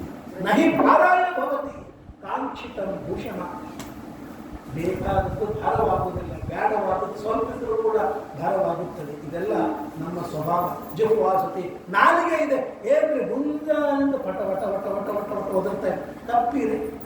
ಕಾಸಾಳದಲ್ಲಿ ಅಂದರೆ ಕೆರೆಯೊಳಗೆ ಮಳೆಗಾಲದೊಳಗೆ ಕೆರೆ ಇತ್ತು ಅಂದರೆ ಪಟ ವಟ ವಟ ವಟ ರಾತ್ರಿ ಎಲ್ಲ ಸಾಪ ಯಾಕಂದ್ರೆ ಅದು ಒದರುತ್ತೆ. ಅದು ಒಂದು ಬಾಯಿ. ಅಕಸ್ಮಾತ್ ನಮ್ದು ಏನಾದರೂ ಕಟ್ಟಿಗೆ ಬಾಯಿ ಇತ್ತು ಅಂತಂದರೆ ಅದು ಸೀಳೆ ಕಟ್ಟಿಗಿದಿಲ್ಲ ನೋಡ್ರಿ, ಫ್ಲೆಕ್ಸಿಬಲ್ ಇದೆ ನಾಲಿಗೆ, ಹೆಂಗೆ ಬೇಕಾಗಿ ಹೊರಡ್ತಾ ಇದೆ, ಅದಕ್ಕೆ ಏನೂ ಆಗಂಗಿಲ್ಲ. ಎಲ್ಲ ಒಣಗ್ತದೆ, ನಾಲಿಗೆ ಒಣಗಂಗಿಲ್ಲ ನೋಡಿ. ನಾಲಿಗೆ ಒಣಗೋದಿಲ್ಲ, ಯಾಕಂದ್ರೆ ನಾಲಿಗೆ ಯಾವಾಗಲೂ ಒದ್ದಿದೆ ಮಾತಾಡಿ. ನಾಲಿಗೆ ಒಣಗಿತ್ತು ಹೋದ್ರೆ ಮಾತಾಡಿ ಬರಂಗಿಲ್ಲ. ನಾಲಿಗೆ ಒದ್ದಿ ಇರುತ್ತೆ, ಎಷ್ಟು ಬೇಕಾದಷ್ಟು ಮಾತಾಡ ಅನ್ನೋದು ಮಾತಾಡ. ಜಿಹ್ವಾಸತಿ ದಾರ್ಧುರಿಕೇವ ಸೂತ ಅಂತ ಒದರ್ತಾ ಇದ್ರೆ ನಚೋಪಗಾಯ ತುರುಗಾಯದ. ಇದನ್ನು ಭಾಗವತ ಹೇಳಕ್ಕೆ ಅಲ್ಲ, ಪುರಂದರದಾಸರು ಮನ್ಮಥ ಜನಗಣ ಮರೆತ ಮನುಜರು ಛೀ ಛೀ ಛೀ ಛೀ ಛೀ ಛೀ ಮನುಜ. ಕಿವಿಗಳನ್ನು ಕೊಟ್ಟಿದ್ದಾರೆ ಭಗವಂತನ ಮಹಿಮೆಯನ್ನು ಕೇಳುವುದಕ್ಕಾಗಿ. ಅದು ಮಾಡದೇ ಇದ್ರೆ ಸತ್ತ ಇಲಿಯ ಹೋರು ಅಂತ ಬೈತಾರೆ. ಇಲಿ ಯಾವ ರೀತಿಯಾಗಿ ರಂಧ್ರ ಬಿಲವನ್ನು ಮಾಡಿ ಅದು ಹೋಗ್ತಿತ್ತು ಬರ್ತದೆ. ಹಾಗೆ ಇಲ್ಲೂ ಶಬ್ದಗಳು ಹೋಗ್ತಾ ಇವೆ ಬರ್ತವೆ. ಇನ್ನು ದೇವರ ಮಹಿಮೆ ಕೇಳುತ್ತಿದ್ದಾಗ ಇನ್ನೊಬ್ಬರಿಂದ ನಮ್ಮ ಸ್ತೋತ್ರ ತಯಾರು ಅವೆಲ್ಲ ಕೇಳಿಸ್ತಾವ. ದೇವರ ಮಹಿಮೆ ಕೆಲಸ. ಈಗಿನ ಹುಡುಗರಿಗೆ ಅವಕ್ಕೆ ಮೊಬೈಲ್ ನೋಡಿ ಅಭ್ಯಾಸ, ರಾಮಾಯಣ ಮಹಾಭಾರತ ನೋಡಿರ್ತಿಲ್ಲ, ಮತ್ತವ್ರು ಯಾವುದೋ ನೋಡಲೇಬೇಕು. ಅವ್ರು ಊಟಕ್ಕೆ ಹಾಕಬೇಕಾದಾಗ ಅವತ್ತೇ ನೋಡಬೇಕು. ನಮ್ಗೆ ನೋಡಿ ಅಭ್ಯಾಸ ಆಗಿರ್ತಾರೆ. ನಾವು ಅದು ಊಟಕ್ಕೆ ಅಂದರೆ ಒಬ್ಬರಪ್ಪ ಮೊಬೈಲ್ ಅಂತ ಹಚ್ಚೋದು ಊಟಕ್ಕೆ ಭೋಜನ ಕಾಲೇ ಗೋವಿಂದ ನಾಮಸ್ಮರಣ ಗೋವಿಂದ ಪರಿಸ್ಥಿತಿ. ಅಂದರೆ ಅವರು ಅಡಿಕ್ಟ್ ಆಗದೆ ನಾವು ಅಡಿಕ್ಟ್ ಆಗಿರ್ತಾರೆ. ನಮ್ದು ಅಡಿಕ್ಟ್ ಪಾದವು ತವೋ ದೃಢವು ಮೃಣಾಂತವು ಧ್ರುವ ಜನ್ಮ ಭಾಜವು ದೇವ್ರ ಕಾಲು ಕೊಟ್ಟಿದ್ದಾರೆ. ಯಾಕೆ? ಪ್ರದಕ್ಷಿಣೆ ಹಾಕೊಂಡು ಅದನ್ನು ಮಾಡೋದಿಲ್ಲ. ಬಸ್ ಸ್ಟ್ಯಾಂಡ್ನಾಗ ತಿರ್ಗಾಡಿ, ರೈಲ್ವೆ ಸ್ಟೇಷನ್ ಅಲ್ಲಿ ಪ್ಲಾಟ್ಫಾರ್ಮ್ ದೇವರಿಗೆ 3 ಪ್ರದಕ್ಷಿಣೆ ಹಾಕಿ, ದೇವರಿಗೆ 3 ಪ್ರದಕ್ಷಿಣೆ 5 ಪ್ರದಕ್ಷಿಣೆ ಯಾಕಾಗಿಲ್ಲ ಅಂತ ದೇವ್ರು ಏನು ಮಾಡ್ತಾರೆ ಅಂದರೆ, ಬಾ ನೀವು 40 ವರ್ಷಕ್ಕೆ ನೀನು ತಿಳ್ಕೊಡ್ತೀನಿ ಅಂತ ನಾವು ಚೇಂಜ್ ಮಾಡಿಕೊಡ್ತಾರೆ. ನೀ ಕ್ಯಾಬ್ ಅಂತ ಬರ್ತಾರೆ. ಕ್ಯಾಪ್ ಬಂದಲ್ಲಿ ನೀನು ಕ್ಯಾಪ್ ಕೊಡ್ತೀನಿ ಹೊರತು ಪ್ರದಕ್ಷಿಣೆ ಹಾಕುವುದರಿಲ್ಲ. ಕುರ್ಚಿ ಮೇಲೆ ಕೂತು ಎಲ್ಲ ವ್ಯವಸ್ಥೆ ಮಾಡ್ಕೊಳ್ಬೇಕು. ಎಲ್ಲ ಮಾಡಿದ್ದಾರೆ. ಎಲ್ಲವನ್ನೂ ನಾವು ಯೂಸ್ ಮಾಡ್ತಾ ಇದ್ದೇವೆ. ದೇವರಿಗಾಗಿ ಮಾಡದೇ ಇದ್ದರೆ ದೇವರಂತ ಬೇಗ ನೀವೆಲ್ಲ ಕೊಡ್ಲಿಕ್ಕೆ. ಯಾಕೆ ಎಲ್ಲರೂ ಸರಿಯಾಗಿ ನಾವು ಉಪಯೋಗ ಮಾಡಿ ಬರ್ಹಾಯಿತೆ ದೇವ ಯನೇನ ರಾಣ ಲಿಂಗಾನ ವಿಷ್ಣೋರ್ನ ನಿರೀಕ್ಷಿತೋಯೇ. ದೇವರು ಕಣ್ಣು ಕೊಟ್ಟಿದ್ದಾನೆ. ದೇವರನ್ನು ನೋಡಬೇಕು. ಆ ದೇವರಿಗೆ ಕಣ್ಣಿಗೆ ಏನು ಮಾಡ್ತೀವಿ, ಕಾಡಿಗೆ ಹಚ್ಕೊಳ್ತಾರೆ, ಅಲಂಕಾರ ಮಾಡ್ಕೊಳ್ತಾರೆ, ಇಲ್ಲಿ ದೇವರಿಗೆ ಹಚ್ಕೊಳ್ತಾರೆ, ಇನ್ನೂ ಬಣ್ಣ ಬಣ್ಣದ ಹಚ್ಕೊಳ್ತಾರೆ. ನೋಡಬಾರ್ದು ಸೀರಿಯಲ್ಗಳು, ಯಾವ ಸೀರೆ ಹುಟ್ಟಿರ್ತಾರೆ ಆ ಥರದ್ದು ಉಪ್ಪಿನ ಥರ. ಎಂಥ ಸೀರೆನೂ ಅರ್ಥ ಆಗ್ತಾರೆ. ಅವು ಕರ್ರಿಗಿದ್ರೆ ಕರ್, ಕೆಂಪಿದ್ರೆ ಕೆಂಪು, ಏನಿದ್ರೆ ಅದಕ್ಕೆ ಬೈತಾ ಇದೆ. ನಾನು ಹೇಳೋದಲ್ಲ, ಚೈತ್ಯ ಮಾಡೋದಲ್ಲ. ಭಾಗವತ 5,000 ಹಿಂದೆ ಹೇಳ್ತು. ಆ ನವಿಲು ಗರಿಯ ಕಣ್ಣು, ನವಿಲಿನ ಕಣ್ಣು ಯಾವ ರೀತಿಯಾಗಿ ನೋಡ್ಲಿಕ್ಕೆ ಅಷ್ಟೇ ಆಕರ್ಷಕ ಹೊರತು ಅದು ತೀರಾದ ಪ್ರಯೋಜನ. ಹಾಗೆ ಆಕರ್ಷಕವಾದ ನೇತ್ರಗಳ, ಆ ನೇತ್ರದಿಂದ ಭಗವಂತನ ಗಾತ್ರವನ್ನು ನೋಡದೇ ಇದ್ರೆ ಬರಹಾಯಿತೆ ಎಂಬುದಾಗಿ ಅದನ್ನು ಹೇಳ್ತಾ, ದೇವರು ಕೈ ಕೊಟ್ಟಿದ್ದಾನೆ, ಬಾಯಿ ಕೊಟ್ಟಿದ್ದಾನೆ, ಕಣ್ಣು ಕೊಟ್ಟಿದ್ದಾನೆ, ಕಿವಿ ಕೊಟ್ಟಿದ್ದಾನೆ. ಇಲ್ಲೆಲ್ಲ ತುಳಸಿ, ಪುಷ್ಪ, ಮಾಲೆ ಇವುಗಳನ್ನು ಧಾರಣವನ್ನು ಮಾಡ್ರಿ. ಜೀವಚ್ಛವೋ ಜಾತು ಭಾಗವತ ಅಂದ್ರೆ ಏನು? ದೇವರು ಕೊಟ್ಟಿದ್ದಾನೆ ಹೂವು, ತುಳಸಿ, ದೇವರಿಗೆ ಕೊಟ್ಟು ವಾಸನೆ ನೋಡ್ಬೇಕು. ಪರ್ಫ್ಯೂಮ್ ಎಷ್ಟು ವಿಚಿತ್ರ ಅದು ಭಾಗವತದಲ್ಲಿ ಹೇಳಿದ್ದು. ಇವತ್ತು ನಾವು ಅದನ್ನು ಮಾಡ್ತಾ ಇದ್ದೀವಿ. ಅವರಿಗೂ ಭಗವದ್ ಭಕ್ತರು ದೇವರಿಗೆ ಸಮರ್ಪಣೆ ಮಾಡೋದು ತುಳಸಿ, ಪುಷ್ಪ, ಗಂಧ, ಅದರ ವಾಸನೆ ಗೊತ್ತಿಲ್ಲ. ನಮ್ಗೆ ಏನಾಗಿತ್ತು, ಯಾವುದು ನ್ಯಾಚುರಲ್ ಆಗಿಲ್ಲ, ಯಾವುದು ನ್ಯಾಚುರಲ್ ಇಲ್ಲ. ಹೇಗೆ ಬಹಳ ಚೆನ್ನಾಗಿ ಏನು ಅಂತಂದ್ರೆ ಫ್ಲೇವರ್ಸ್ ಬಂದ್ಬಿಟ್ಟ. ನಾವು ಶಿರಾ ಮಾಡ್ತಾ ಇರುವಾಗ ಅದು ಪೈನಾಪಲ್ ಹಾಕಿದ್ರೆ ಪೈನಾಪಲ್ ಫ್ಲೇವರ್, ಅದು ಪೈನಾಪಲ್ ಇಲ್ಲ, ಯಾವುದೋ ಲಿಕ್ವಿಡ್ ಇರ್ತದೆ. ಏನು ಹಾಕ್ತಾರೆ ಒರಿಜಿನಲ್ ಆಗಿರ್ತಕ್ಕಂಥ ವಸ್ತುವಿನ ಭೋಗನೂ ಇಲ್ಲ, ಭಗವಂತನ ಸ್ಮರಣೆನೂ ಇಲ್ಲ, ಎಲ್ಲ ಫ್ಲೇವರ್ ಬಂದು. ಹಾಗಾಗಿ ಅದನ್ನು ಬೈತಾ ಇದ್ದಾರೆ. ತದಷ್ಟು ಸಾರ ದೇವರು ಹೃದಯ ಕೊಟ್ಟು ಯಾಕೆ ಗೊತ್ತಾ? ಭಗವಂತನ ನೆನಪ, ಸ್ಮರಣೆ, ದೇವ್ರ ನೆನಪ, ಯಾವ್ಯಾವುದೋ ನೆನಪ ಆಗಬಾರ್ದೆಲ್ಲ ನೆನಪುಗಳ ಬಗ್ಗೆ ಶುರುವಾಗಿ. ಹಾಗಾಗಿ ಅವರು ಕಲ್ಲು ಹೃದಯ ತಿಳಿಸಿ. ಹಾಗಾದರೆ ಏನು ಮಾಡಬೇಕು? ಭಗವಂತನ ಚಿಂತನವನ್ನು ಮಾಡಬೇಕು ಎಂಬುದಾಗಿ ಅದನ್ನು ಹೇಳ್ತಾ, ಯತ್ ಕೀರ್ತನಂ, ಯತ್ ಶ್ರವಣಂ, ಯದರ್ಚನಂ, ಯದ್ ವಂದನಂ, ಯತ್ ಸ್ಮರಣಂ, ಯದರ್ಹಣಂ ಲೋಕಸ್ಯ ಸದ್ಯೋ ವಿಧುನೋತಿ ಕಲ್ಮಷಂ ತಸ್ಮೈ ಸುಭದ್ರಶ್ರಮಸೆ ತಮೋ ನಮಃ. ಭಗವಂತನ ಕೀರ್ತನ, ಭಗವಂತನ ಶ್ರವಣ, ಭಗವಂತನ ದರ್ಶನ, ಭಗವಂತನ ವಂದನ, ಭಗವಂತನ ಸ್ಮರಣೆ, ಭಗವಂತನ ಪೂಜೆ ಕೇಳ್ಕೋಬೇಕು. ಭಗವಂತ ಇಂಥ ಅವಕಾಶಗಳಿಂದ ಆಪರ್ಚುನಿಟಿ ಕೊಡುವ, ತಿಳ್ಕೊಳ್ಳಿ. ನಿನ್ನ ಸೇವೆ ಮಾಡುವ ಆಪರ್ಚುನಿಟಿ ಕೊಡುವಂತೆ ತಿಳ್ಕೊಂಡು ಭಗವಂತನಿಗೆ ಸಮರ್ಪಣೆಯನ್ನು ಮಾಡಬೇಕು. ಭಗವಂತನ ಸ್ಮರಣೆ ಮಾಡಲಿಕ್ಕೆ ನಮಗೆ ಒಳ್ಳೆ ಮನುಷ್ಯ ಜನ್ಮ ಬೇಕು, ಬ್ರಾಹ್ಮಣ ಜನ್ಮ ಬೇಕು, ನಾವೆಲ್ಲ ಬೇಕು. ನೋಡ್ರಿ, ನಮಗೆಲ್ಲ ಮಾಡಬೇಕಂತದೆ. ಏನು ಮಾಡೋದು? ನಮಗೆಲ್ಲ ಅವಕಾಶಗಳು ಸಿಗಲಿಲ್ಲ, ಸವಲತ್ತೇ ಸಿಗಲಿಲ್ಲ, ಅದನ್ನು ನಾವು ಮಾಡಲಿಲ್ಲ. ಬೇಕಾಗಿ ಮಾಡಿಸಿದ್ರೆ ಆಯ್ತಾ? ಕಿರಾತ ಭೂಮಾಂಧ್ರ ಪುಲಿಂದ ಪುಂಕಸ ವೀರ ಕಂಕ ಯವನ ಶಕಾದಯ ಏನೇಚ ಪಾಪಾ ಯದವಾಶ್ರಯಾಶ್ರಯ ಶುದ್ಧಂತಿ ತಸ್ಮೈ ಪ್ರಭವಿಷ್ಣವೇ ನಮಃ. ಕಿರಾತ, ಹೂಣ, ಆಂಧ್ರ, ಗಿರಿಜನ ಅವರಿಗೂ ಕೂಡ ಭಗವಂತನ ಸ್ಮರಣೆ ಮಾಡಿದ್ರೆ ಅವರಿಗೆ ಭಗವಂತ ಸದ್ಗತಿಯನ್ನು ಕೊಟ್ಟಾಗ ನೀವು ಇಷ್ಟೆಲ್ಲ ರೆಡಿಮೇಡ್ ಆಗಿರೋ ದೇಹವನ್ನು ಕೊಟ್ಟು, ಕಣ್ಣು ಕೊಟ್ಟಿದ್ದಾನೆ, ಬಾಯಿ ಕೊಟ್ಟಿದ್ದಾನೆ, ಕಿವಿ ಕೊಟ್ಟಿದ್ದಾನೆ, ಯಜ್ಞೋಪವೀತವನ್ನು ಕೊಟ್ಟಿದ್ದಾನೆ, ಬ್ರಾಹ್ಮಣ ದೇಹ ಕೊಟ್ಟಿದ್ದಾನೆ, ಗುರುಗಳನ್ನು ಕೊಟ್ಟಿದ್ದಾನೆ, ಹಿತವನ್ನು ಹೇಳುವ ತಂದೆ ತಾಯಿಯನ್ನು ಕೊಟ್ಟಿದ್ದಾನೆ. ತಪ್ಪಿದಾಗ ಇದು ತಪ್ಪು ಅಂತ ತಿಳಿಸಿಕೊಡ್ತಕ್ಕಂತಹ ಸಜ್ಜನರು ಇದ್ದಾರೆ. ಇಷ್ಟೆಲ್ಲ ಇದ್ರೂ ಕೂಡ ನಾವು ಯುಟಿಲೈಸ್ ಮಾಡಿಕೊಳ್ಳದೇ ಇದ್ದರೆ ಇದು ಏನಂತ ತಸ್ಮೈ ಸುಭದ್ರಶ್ರವಸೆ ನಮೋ ನಮಃ. ಅದಕ್ಕಾಗಿ ಶುಕಾಚಾರ್ಯ ಮಾತನ್ನು ಹೇಳ್ತಾರೆ, ನೋಡಬಾ ರಾಜನ್ನ, ನನಗೆ ನೀನೊಬ್ಬರು ಸಿಕ್ಕಿರಿ ಅಂತ ಅನ್ನೋದಕ್ಕಾಗಿ ದೇವರ ಮಹಿಮೆಯ ಅವಕಾಶ, ಹೇಳುವ ಅವಕಾಶ ನನಗೆ ಸಿಕ್ಕಿತ್ತು. ಬಹಳ ಚೆನ್ನಾಗಿ ಒಳ್ಳೆಯ ಯೋಗ್ಯರಾಗಿರುವ ಜಿಜ್ಞಾಸುಗಳು, ಶಿಷ್ಯರು ಸಿಕ್ಕರೆ ಗುರುಗಳು ಚೆನ್ನಾಗಿ ತಮ್ಮ ಹೃದಯವನ್ನು ಹೆಚ್ಚಿ ತತ್ವವನ್ನು ಹೇಳಿಕೊಡ್ತಾರೆ. ಪರೀಕ್ಷಿತರಾದ ಅಂಥ ಅಧಿಕಾರಿ ಆದ್ದರಿಂದಾಗಿ ಅವರಷ್ಟು ಚೆನ್ನಾಗಿ ವರ್ಣನೆಯನ್ನು ಮಾಡ್ತಾ ಇದ್ದಾರೆ. ಸೋಲಂಕು ಶಿಷ್ಟ ಭಗವಾನ್ ವಚಾಂಸಿದೆ ಎಂಬುದಾಗಿ ಅಂತ ಒಂದು ಸಲ ನಾರದ ಬ್ರಹ್ಮದೇವರ ಹತ್ರ ಬಂದು ಕೇಳ್ತಾರೆ, ಬ್ರಹ್ಮದೇವರೇ, ನೀವೇ ಜಗತ್ತಿನ ಸೃಷ್ಟಿಯನ್ನು ಮಾಡ್ತೀರಿ. ಯಾಕೆ? ವಿಧಾತ, ಬ್ರಹ್ಮದೇವರು ವಿಧಾತ, ವಿಧಾತೆ, ಜಗತ್ತಿನ ನಿರ್ಮಾಣಕರ್ತರು ನೀವು, ಆದರೆ ನೀವೇ ಸೃಷ್ಟಿಯನ್ನು ಮಾಡ್ತೀರಿ. ವಿಷ್ಣು ಸ್ಥಿತಿಯನ್ನು ಮಾಡ್ತಾನೆ, ಶಿವ ಪ್ರಳಯವನ್ನು ಮಾಡ್ತಾನೆ ಅಂತ ಹೇಳಿದಾಗ ನಾರದರಿಗೆ ಬ್ರಹ್ಮದೇವರು ಬರುತ್ತಾರೆ, ನಾರದಾಗಿ ನಮ್ಮ ಮತ ಅಲ್ಲ ಯಾಕೆ ತಿಳ್ಕೊಂಡಿದ್ದು ನೀವೇ ಸೃಷ್ಟಿ ಇಲ್ಲ. ಸೃಜಾಮಿ ತನ್ ನಿಯುಕ್ತೋಹಂ ಹರೋ ಹರತಿ ತದ್ವಶ. ನಾನು ಸೃಷ್ಟಿ ಮಾಡೋದಲ್ಲ, ನನ್ನಲ್ಲಿ ಇದ್ದು ಪರಮಾತ್ಮ ಸೃಷ್ಟಿ ಮಾಡ್ತಾನೆ, ಹೆಸರು ಮಾತ್ರ ನಾನು. ಸೃಜಾಮಿ ತನ್ ನಿಯುಕ್ತೋಹಂ, ಅವನಿಂದ ನಿಯುಕ್ತನಾಗಿ ಸೃಷ್ಟಿ ಮಾಡ್ತಾನೆ. ಹರೇ ಹರೋ ಹರತಿ ತದ್ವಶ. ಶಿವ ಸಂಹಾರವನ್ನು ಮಾಡ್ತಾನೆ. ಆದರೆ ಶಿವನಲ್ಲಿ ಇದ್ದು ಸಂಕರ್ಷಣ ರೂಪಿಯಾದ ರುದ್ರಾಂತರ್ಗತ ಸಂಕರ್ಷಣ ಸಂಹಾರವನ್ನು ಮಾಡ್ತಾನೆ. ಆದರೆ ಕೀರ್ತಿ ಮಾತ್ರ ನನಗೆ. ಹಿಂಗೆ ಅಡಿಗೆ ಮಾಡೋರು ಅಡಿಗೆ ಮಾಡ್ತಾ ಇರ್ತಾರೆ, ಎಲ್ಲೋ ಒಲೆ ಮುಂದೆ ಕೂತಿರ್ತಾರೆ, ಕರಿ ಪಂಚ ಹುಗ್ಗಿ ಒದ್ದಾಡ್ತಾ ಇರ್ತಾರೆ. ಬಡಿಸಿದವರು ಚಲೋ ಬಿಳಿ ಪಂಚ ಉಟ್ಕೊಂಡು ಬಡಿಸ್ತಾರೆ. ಏನು ಅಡಿಗೆ ಚೆಂದಾಗಿದ್ರೆ ಅವರು ಅದ್ಭುತ ಚಲೋ ಆಗಿದ್ರೆ ತಗೊಳ್ಳಿ ಇನ್ನೊಂದು ಕೊಡ. ಪಾಪ ಒಲೆ ಮುಂದೆ ಕೂತವನು ಅವ್ನು ಯಾವುದು ಕೇಳೋದೇ ಇಲ್ಲ. ಬಡಿಸಿದವನಿಗೆ ಏನು ಚೆಂದಾಗಿ ಅಡಿಗೆ ಅಂತ ಕೊನೆಗೆ ಅಡಿಗೆ ಎಲ್ಲೋ ಹೋಗಿ. ಹಾಗೆ ಮಾಡ್ತಾ ದೇವರು ಬ್ರಹ್ಮಾಂಡ ದೇವತೆಗಳ ಹೆಸರು ಬರ್ತದೆ. ಅದರ ಒಳಗೆ ನಿಂತು ಮಾಡುವವರು ಯಾರು? ಪರಮಾತ್ಮ. ಹೊರಗೆ ಕಾಣುವುದು ದೇವತೆಗಳು.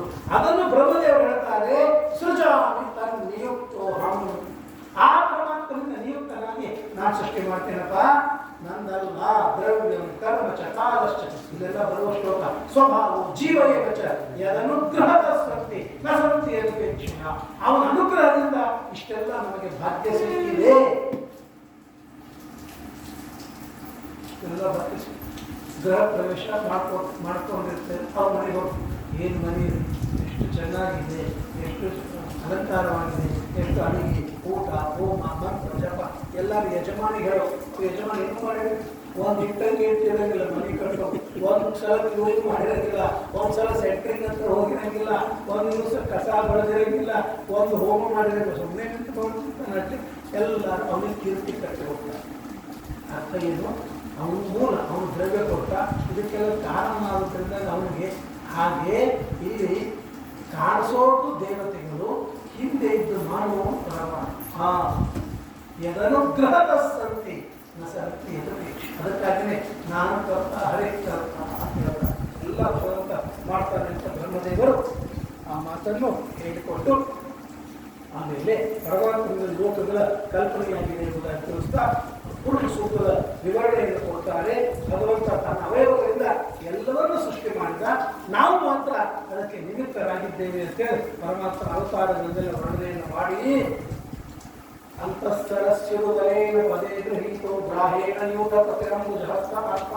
ಪರಮಾತ್ಮನ ಅಜಿತ ಎಂಬ ರೂಪದಿಂದ, ಪರಮಾತ್ಮ ಧನ್ವಂತರಿ ಎಂಬ ರೂಪದಿಂದ, ವಾಮನ ರೂಪದಿಂದ ಅವತಾರವನ್ನು ಮಾಡಿ ಏನೇನು ಲೀಲೆಗಳನ್ನು ತೋರಿಸಿದ್ದಾರೆ ಅದನ್ನೆಲ್ಲ ವಿಸ್ತಾರವಾಗಿ ವರ್ಣನೆಯನ್ನು ಮಾಡಿ, ಆಮೇಲೆ ಭಗವಂತ ಬದರಿಕಾಶ್ರಮದಲ್ಲಿ ತಪಸ್ಸನ್ನು ಮಾಡಿದ ನಾರಾಯಣ ರೂಪದಿಂದ. ಭಗವಂತ ಯಾಕೆ ತಪಸ್ಸನ್ನು ಮಾಡಿದ? ಧರ್ಮ ಅವನಿಗೆ 13 ಜನ ಪತ್ನಿಯರು. ಮುಂದೆ ಚತುರ್ಥ ಸ್ಕಂದದಲ್ಲಿ ಬರ್ತದೆ, ಅವನಿಗೆ 13 ಜನ ಪತ್ನಿಯರು. ಆಗ ಒಬ್ಬ ಹೆಂಡತಿ ಹೆಸರು ಮೂರ್ತಿಯರು. ಆ ಮೂರ್ತಿಯಲ್ಲಿ ನರನಾರಾಯಣ ರೂಪದಿಂದ ಪರಮಾತ್ಮ ಅಲ್ಲಿ ಪ್ರಕಟನಾಗಿದ್ದಾನೆ. ಆ ನರನಾರಾಯಣ ರೂಪದಿಂದ ತಪಸ್ಸನ್ನು ಮಾಡಿದ. ಎಲ್ಲಿ? ಬದರಿಕಾಶ್ರಮದಲ್ಲಿ.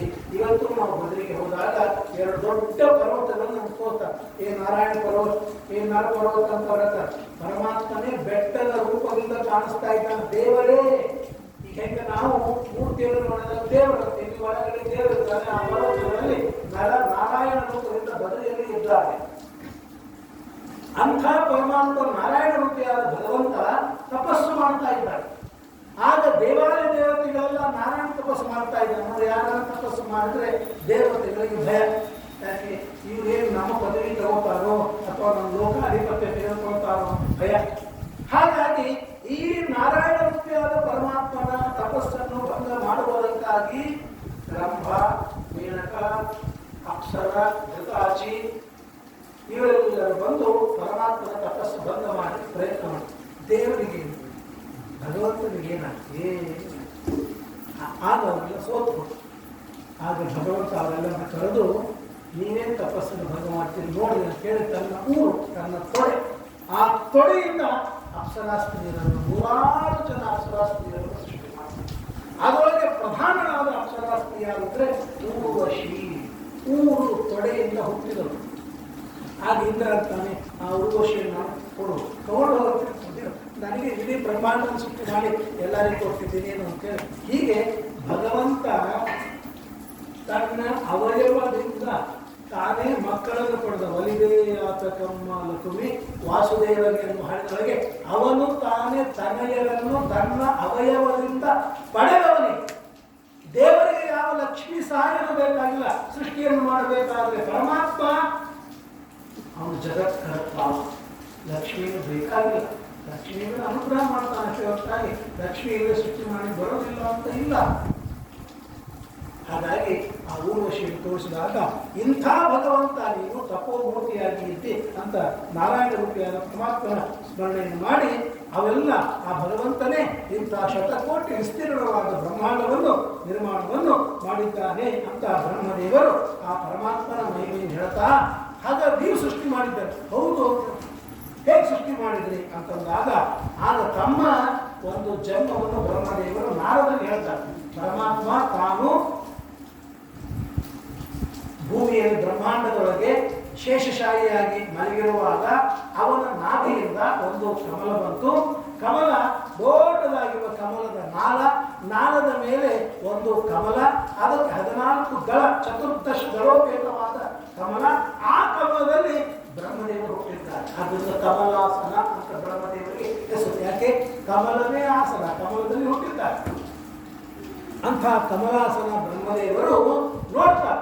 ಎಲ್ಲಿ ನೋಡಿದ್ರೆ ಪ್ರಳಯ ಕಾಲದಲ್ಲಿ ಈಗೆಲ್ಲ ನಮಗಿದೆ, ಈಗೆಲ್ಲ ಇದೆ. ನಮ್ಮ ಸುಮ್ಮನೆ ಹನಿ ಬಿಟ್ಟು ನೀವೆಲ್ಲ ಒಳಗೆ ಬಂದ್ಬಿಟ್ಟು ಮನೆಯಲ್ಲಿ ಗಾಳಿ ಮತ್ತು ಚಳಿ ಆಗ್ತಕ್ಕೆಲ್ಲ ಬೆಚ್ಚಿ ಹತ್ರ ಕೊಟ್ಟಿದ್ವಿ.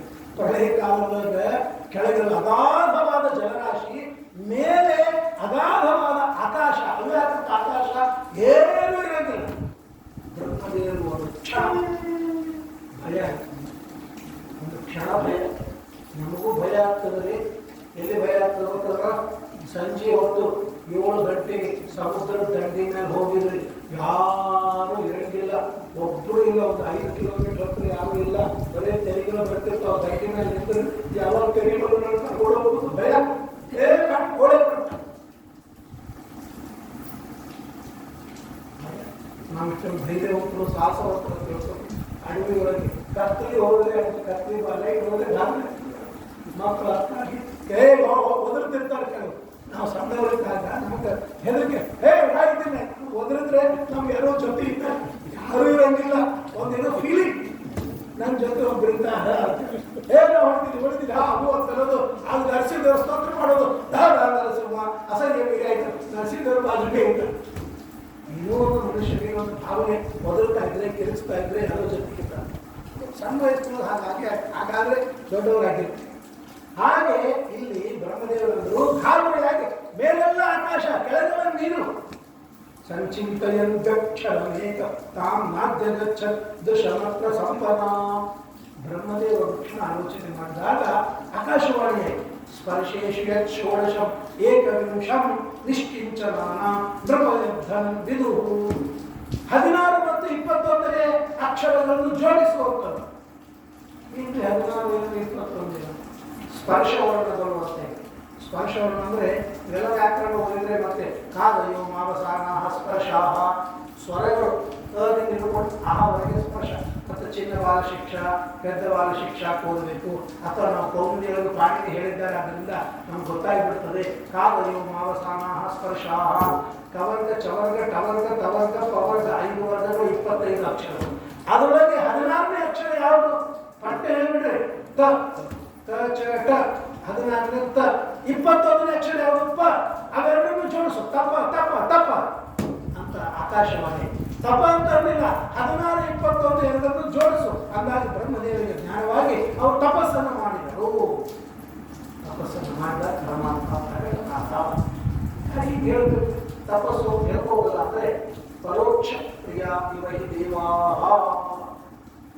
ದೇವತೆಗಳಿಗೆ ಎಂದೂ ಕೂಡ ನೇರವಾಗಿ ಹೇಳೋದು ಅವರಿಗೆ ಸೇರೋದಿಲ್ಲ. ಅವ್ರ ಭಾಷೆ ಬೇರೆ, ಅವ್ರ ಲ್ಯಾಂಗ್ವೇಜ್ ಬೇರೆ, ಅವ್ರ ಕೋಡ್ ವರ್ಡ್ ಬೇರೆ, ಅವ್ರು ಆ ಥರ ಇರ್ತದೆ. ಹಾಗೆ ದೇವತೆಗಳಿಗೆ ಆ ಥರ ಆಕಾಶವಾಣಿಯಾದಾಗ ಅವರು ಬ್ರಹ್ಮದೇವರು ತಪಸ್ಸನ್ನು ಮಾಡಿದರು. ಆಗ 1000 ವರ್ಷ ತಪಸ್ಸನ್ನು ಮಾಡಿದಾಗ ಪರಮಾತ್ಮನ ದರ್ಶನವಾಯಿತು. ಬ್ರಹ್ಮದೇವರಿಗೂ ಮನುಷ್ಯ ಮಾನದ ಪ್ರಕಾರ 1000 ವರ್ಷ. ಅದು ಒಂದು ಕ್ಷಣ ಇದ್ದಾರೆ ಭಗವಂತ ಪ್ರಕಾಶದ್ದು. ಕೊಟ್ಟ. ಆಗ ಅವನು ತೀವ್ರವಾದ ರೂಪವನ್ನು ನೋಡಿ ಸಂತೋಷದಿಂದ ಕರೆಯ ಸ್ಪೃಶಂ, ಆಗ ಬ್ರಹ್ಮದೇವರ ತಲೆಯ ಮೇಲೆ ಪರಮಾತ್ಮ ಕಲೆಯತ್ತಿದ್ದಾಗ ಆಗ ಬ್ರಹ್ಮದೇವರಿಗೆ ಬಲವತ್ತು ಸೃಷ್ಟಿಯನ್ನು ಮಾಡಿದರು. ಆದ್ದರಿಂದ ಮನುಷ್ಯ ಸಿದ್ಧಿಯನ್ನು ಪಡೆಯಬೇಕಾದರೆ ತಪಸ್ಸನ್ನು ಮಾಡಿದಾಗ ಪರಮಾತ್ಮ ಬಲವನ್ನು ಕೊಡ್ತಾನೆ ಅಂತ ಹೇಳಿ ಆಗ ಅವರು ಸೃಷ್ಟಿ. ಇಲ್ಲೇ ಚತುಶ್ಲೋಕಿ ಭಾಗವತ ಆಮೇವಾಸಮೇವಾಗ್ರಿ ನಾಣ್ಯದ್ಯ ಸರಸತ್ತರ ಪಶ್ಚಾತ್ ತ್ವಮೇತಚ್ಚ ಯೋ ಶಿಷ್ಯೇತ ಸೋಸ್ಮ್ಯಹಂ. ಒಂದು ಶ್ಲೋಕದ ಅಂತ ಹೇಳ್ತೇನೆ, ಆಮೇವ ಆಸಂ ಅಗ್ರೇ. ದೇವರು ಹೇಳ್ತಾನೆ ಸೃಷ್ಟಿಯ ಆದಿಯಲ್ಲಿ ನಾನೊಬ್ಬನೇ ಇದ್ದೆ. ಯಾರಿದ್ರು? ಬ್ರಹ್ಮದೇವರಿದ್ರ, ರುದ್ರ ಇಂದ್ರ, ಚಂದ್ರ, ವರುಣದೇವತೆಗಳಿದ್ರ. ಲಕ್ಷ್ಮೀ ದೇವಿಗೆ ಏನಾಗಿತ್ತು ಗೊತ್ತಾ? ಒಂದು ರೂಪದಿಂದ ವಟಪತ್ರಳಾಗಿತ್ತು. ಶ್ರೀರೂಪದಿಂದ ಪರಮಾತ್ಮನ ವಕ್ಷಸ್ಥಳದಲ್ಲಿ ಇದ್ದು, ದುರ್ಗಾ ರೂಪದಿಂದ ಅಂಧಕಾರಾವೃತಳಾಗಿದ್ದು. ಹಾಗಾಗಿ ಶ್ರೀ ಭೂ ದುರ್ಗ ಅವರು ಒಂದು ರೂಪದಿಂದ ಇದ್ರು, ಪರಮಾತ್ಮ ಒಬ್ಬನೇ ಇದ್ದ. ಅಹಮೇವ ಆಸಂ ಅಗ್ರೇ, ನಾನೊಬ್ಬರೇ ಇದ್ದೆ. ನಾಣ್ಯತ್ಯತ್ ಸದಸತ್ವರಂ, ಇವತ್ತೇನು ಕಣ್ಣಿಗೆ ಕಾಣ್ತಾ ಇದೆಯೋ ಜಾಗತ್ತು ಯಾವುದು ಇರಲಿಲ್ಲ. ಒಂದು 20-30 ವರ್ಷದಲ್ಲಿ ಇಷ್ಟೆಲ್ಲ ಇಲ್ಲೇ ಇತ್ತು, ಯಾರು ಇರಲಿಲ್ಲ. ನಾವೇ ಇದ್ದು, ಒಬ್ಬರೇ ಇದ್ದು. ಎಷ್ಟು ಜನ ಇದ್ರು, ಎಷ್ಟು ಮನೆಗಳಾಗಿ, ಎಷ್ಟು ಅಂತಸ್ತುಗಳಾಗಿ, ಏನೇನಾಗಿ ಅಂತಿರೋ. ನಾವು 30 ವರ್ಷದಿಂದ ಏನಿಲ್ಲ, ಅಲ್ಲಲ್ಲಿ ಯಾರೋ ಒಬ್ಬರು ಇದ್ರು ಕಾಣಿಸ್ತು. ನಾವು ಅಲ್ಲಿ ಬರೀ ನಾವು ಜನರಿದ್ದಾಗೆ ನೋಡಿ ಅದರಿಂದ ನೀಡೋದಕ್ಕಿಂತ ಆಮೇಲೆ ವಾಸವಕ್ರೇಚ ನಾವೇ ಹೇಳ್ಕೊಳ್ತೀವಿ. ಅಂದ್ರೆ ಪರಮಾತ್ಮ ಸೃಷ್ಟಿಯಾಗಿ ಒಬ್ಬರೇ ಇದ್ದಾರೆ. ಒಬ್ಬರೇ ಇದ್ರೆ ಮಜಾ ಬರಂಗಿಲ್ಲ. ತಸ್ಮಾದೇಕಾಕಿ ನರಮತೆ ಅಂತ ಬೇರೆ ಹೇಳ್ತಾರೆ. ಒಬ್ಬರೇ ಇದ್ರೆ ಮಜಾ 10 ಮಂದಿ ಇರ್ಬೇಕು. ಮನೆ ದೊಡ್ಡ ಮನೆ ಕಟ್ಟಿಸ್ಕೊಂಡ ಡೂಪ್ಲೆಕ್ಸು ತ್ರಿಪ್ಲೆಕ್ಸು ಒಬ್ಬರೇ ಎದಕ್ಕಿಂತ ಮನೆ ಕಾಯ್ದಕ್ಕಿರ್ತಾರೆ. ಅವನಿಗೆ ಸಂತೋಷವಾಗಂಗೆ ಇಲ್ಲ.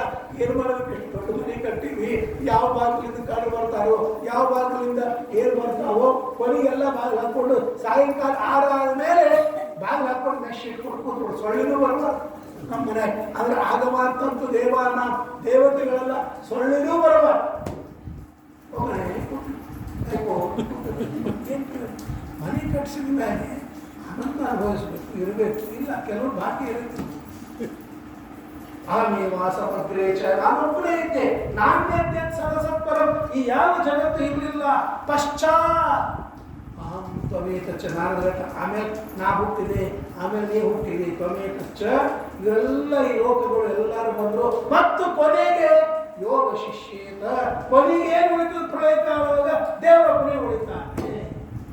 ಯೋಗ ಶಿಷ್ಯ ಗೀತೆ ಇದೇ ಮಾತನ್ನು ಅವ್ಯಕ್ತಾದೀನಿ ಭೂತಾನಿ ವ್ಯಕ್ತ ಮಧ್ಯಾನಿ ಭಾರತ ಅವ್ಯಕ್ತ ನಿಧನಾನ್ಯೇವ ತಂತ್ರತಾ ಪರಿದೇವನಾ. ಆದೀನಿ ಮೊದಲಿಗೆ ಅವ್ಯಕ್ತ ಏನೂ ಇರಲಿಲ್ಲ, ಮಧ್ಯದೊಳಗೆ ಎಲ್ಲ ವ್ಯಕ್ತ, ಕೊನೆಗೆ ನಿಧನ, ಅಂತ್ಯಕಾಲದಲ್ಲಿ ಅವ್ಯಕ್ತ. ಇದು ಸೃಷ್ಟಿಯ ಆದಿ. ಇದನ್ನೆಲ್ಲ ಪರಮಾತ್ಮ ಹೇಳುತ್ತೆ. ಪ್ರತಿಯೇಕ, ಆ ಪರಮಾತ್ಮ ತಿಳಿದೈತು, ಯಾವುದು ತಿಳಿಲಿಕ್ಕೆ ಶಕ್ಯವಿಲ್ಲ. ಯಥಾ ಮಹಾಂತಿ ಭೂತಾನಿ, ದೊಡ್ಡ ದೊಡ್ಡ ಭೂತಾನಿ, ಈ ಭೂತ ಅಲ್ಲ, ತತ್ವಗಳು ಪ್ರಕೃತಿಯಾಗಿ ತತ್ವಗಳು ಇಲ್ಲವ, ಇವೆಲ್ಲ ಸೂಕ್ಷ್ಮ ರೂಪದಿಂದ ಅಲ್ಲವ, ಅವೆಲ್ಲ ನಮ್ಮ ಕಣ್ಣಿಗೆ ಕಾಣಲಿವೆ. 24 ತತ್ವಗಳು ಈ ಬ್ರಹ್ಮಾಂಡದಲ್ಲಿ ವ್ಯಾಪಿಸಿಕೊಂಡು ಇವೆ. ಭೂತೇಶು ಉಚ್ಚಾಚೇಶು ಪ್ರವಿಷ್ಟ ನೆಪ್ರವಿಷ್ಟ. ಹಾಗೆ ನಾನಿದ್ದೆ ಅಂದರೆ ಪರಮಾತ್ಮನಲ್ಲಿ ಎಲ್ಲವೂ ಇದೆ, ಎಲ್ಲರಲ್ಲಿ ಪರಮಾತ್ಮ ಇದ್ದಾನೆ. ಪರಮಾತ್ಮನ ಹೊಟ್ಟೆಯೊಳಗೆ ಈ ಜಗತ್ತಿದೆ, ಅಣುವಿನಲ್ಲಿ ಪರಮಾತ್ಮ ಇದೆ. ವಿಚಿತ್ರ. ಪರಮಾತ್ಮನೊಳಗೆ ಜಗತ್ತಿದ್ದಾಗ ಜಗತ್ತಿನೊಳಗೆ ಹೇಗೆ? ನಾನು ಮನೆಯೊಳಗಿದ್ದ ನನ್ನ ಮನೆ, ನಾನು ಹೊಟ್ಟೆಗೆ ಮನೆ ಇರ್ತದೆ. ನಾನು ಮನೆಯೊಳಗಿದ್ದೇನೆ, ನನ್ನೊಳಗೆ ಮನೆ ಇರೋದಿಲ್ಲ. ಇದು ಶಕ್ಯನೇ ಇಲ್ಲ, ಇದು ಇಂಪಾಸಿಬಲ್. ಆದರೆ ಭಗವಂತನ ಒಳಗಡೆಗೆ ಬ್ರಹ್ಮಾಂಡವಿದೆ, ಬ್ರಹ್ಮಾಂಡದ ಒಳಗೆ ಭಗವಂತ ಇದ್ದಾನೆ. ಹೇಳಿಕೆ ಕೇಳಿ ಚೆನ್ನಾಗಿ ಅರ್ಥವಾಗ ತಿಳಿಯೋದಿಲ್ಲ, ಅರ್ಥವಾಗೋದು. ಭಗವಂತನೊಳಗೆ ಬ್ರಹ್ಮಾಂಡ ಇದೆ, ಬ್ರಹ್ಮಾಂಡದೊಳಗೆ ತುಂಡಾಗಿದ್ದಾನೆ ಪರಮಾತ್ಮ. ಪೀಸ್ ಅಲ್ಲ, ಪೂರ್ಣವಾದ ಪೂರ್ಣವಿದ ಪೂರ್ಣಮುದಚ್ಯತೆ. ಎಲ್ಲಿದ್ರೂ ಪರಮಾತ್ಮ ಪರಿಪೂರ್ಣ.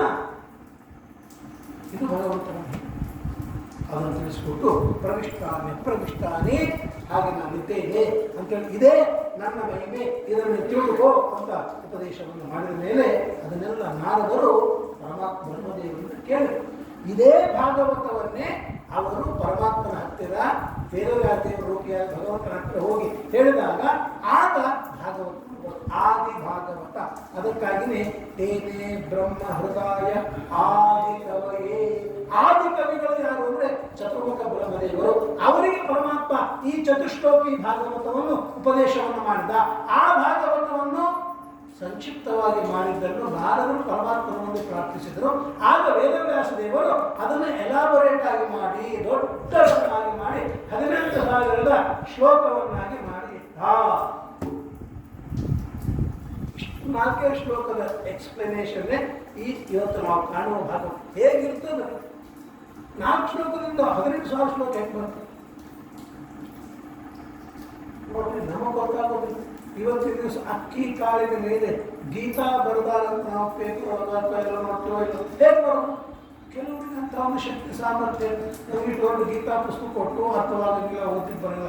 ಅಷ್ಟು ಸಣ್ಣದಾಗಿರ್ತಕ್ಕಂತಹ ಅಕ್ಕಿ ಕಾಳಿನ ಮೇಲೆ ಗೀತಾ ಬರೆದ್ರು ಅಂತ ಹೇಗೆ ಬರೋದು? ಬರೀತಾರೆ, ಅವ್ರ ಸಾಮರ್ಥ್ಯ. ಹಾಗೆ ಭಗವಂತನ ಮಹಿಮೆ ಇದೆ, ಒಳಗೂ ಇದ್ದಾನೆ ಹೊರಗೂ ಇದ್ದಾನೆ.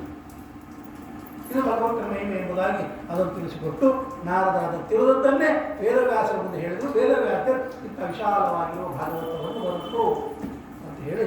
ಭಾಗವತ ಅಂದರೆ ಪುರಾಣ. ಪುರಾಣ ಅಂದಮೇಲೆ ಅದರೊಳಗೆ ಕೆಲವು ಲಕ್ಷಣಗಳಿವೆ. ಪುರಾಣ ಶುರುವಾಯ್ತಪ್ಪ ಇವರು ಪುರಾಣ ಅಂತ ಏನೋ ಹೇಳಿದ್ರು, ಶುರುವಾಯ್ತಪ್ಪ ಇವರು ಪುರಾಣ.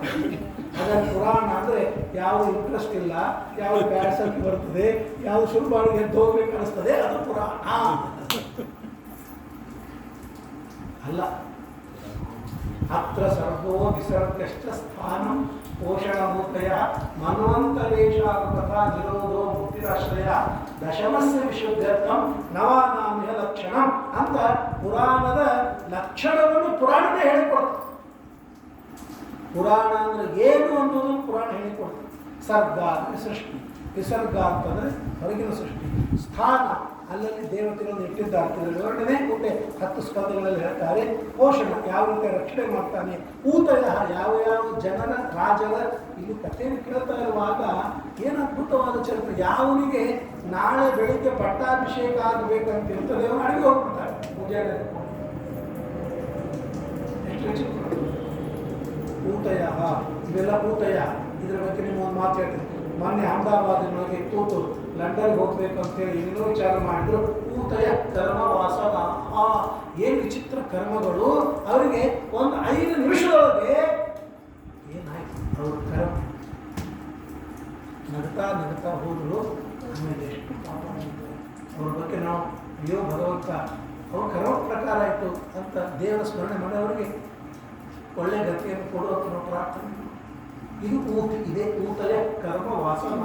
ಆ ವಿಚಿತ್ರವಾದ ಕರ್ಮದ ಗತಿ ಇದು ಚರಿತ್ರೆ 9 ಸ್ಕಂದದಲ್ಲಿ 9ನೇ ಸ್ಕಂದದಲ್ಲಿ ಬರ್ತದೆ.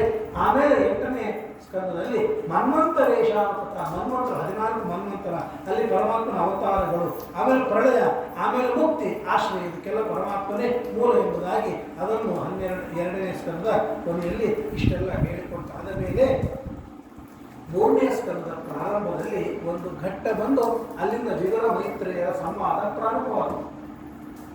ಪಾಂಡವರು ಅರಗಿನ ಮನೆಯಲ್ಲಿ ಇರುವಾಗ, ಲಕ್ಕದ ಮನೆಯಲ್ಲಿ ಇರುವಾಗ ಆಮೇಲೆ ಗೊತ್ತಾಗ್ತದೆ ಪಾಂಡವರು ಬದುಕಿದ್ದಾರೆ ಅಂತ. ಕೊನೆಗೆ ಗೊತ್ತಾಗ್ತದೆ. ಯಾವಾಗ ಗೊತ್ತಾಗ್ತದೆ ಗೊತ್ತಾ?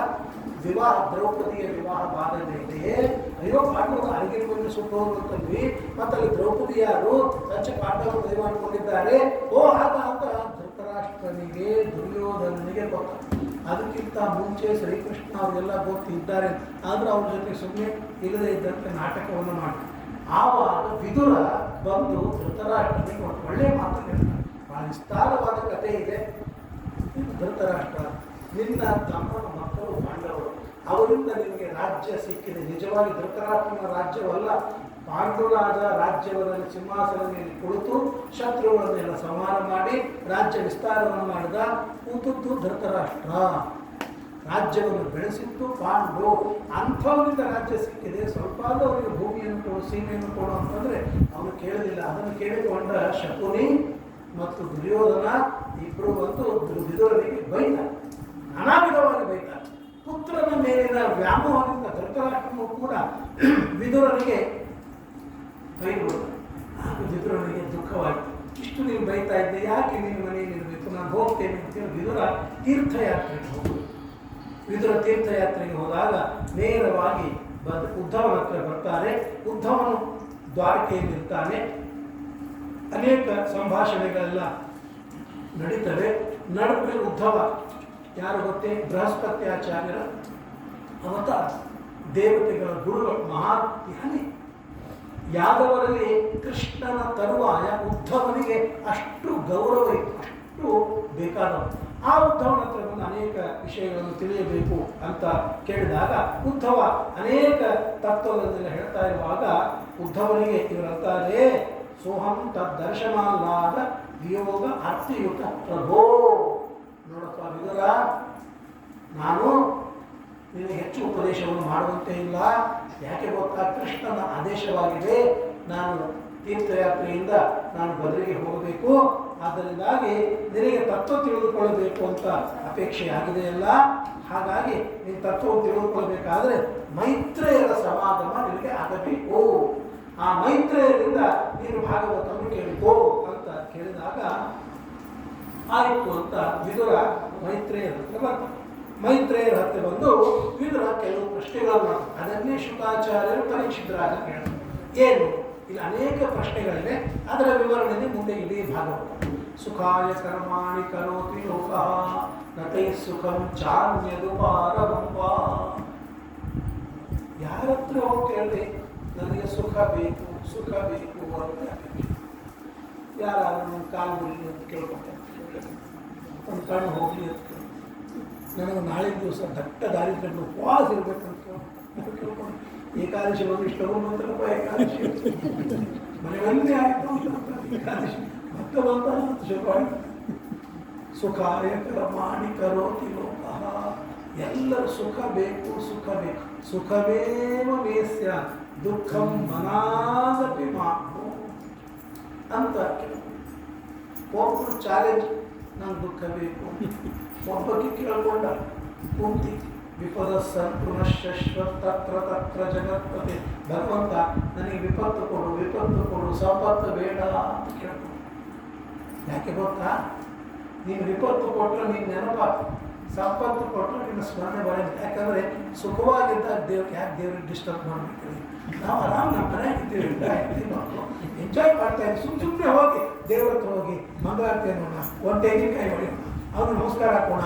ನಮ್ಗೆ ನೋಡಿ ಅವ್ರಿಗೆ ಬ್ಯಾಸರಿಗೆ ಬಂದುಬಿಟ್ಟು ದೇವರಿಗೆ ಯಾಕೆ ನಮ್ಮ ಮನೆಯಾಗ ಸುಖವಾಗಿ ನಾವಿದ್ದೀವಿ ಹಿಂಗೆ ಅನ್ನಿಸ್ತು. ಒಮ್ಮೊಮ್ಮೆ ಸುಮ್ಮನೆ ಬಾಜುಕಿ ಮನೆಯವರು ತ್ರಾಸು ಕೊಡದೆ ಇದ್ದಂಗೆ ದೇವರು ಇಲ್ಲೇ ಪಕ್ಕದಲ್ಲಿದ್ದಾನೆ, ದೇವರಿದ್ದಾನೆ, ಅವ್ರ ಮನೆ ನಾವು ಇದ್ದಾನೆ, ನಮ್ಮ ಮನೆಗೆ ನಾನು ಅಂತ ಹೀಗೆ ಅನಿಸ್ಬಿಡ್ತು ಕೆಲವೊಂದು ಸಲ.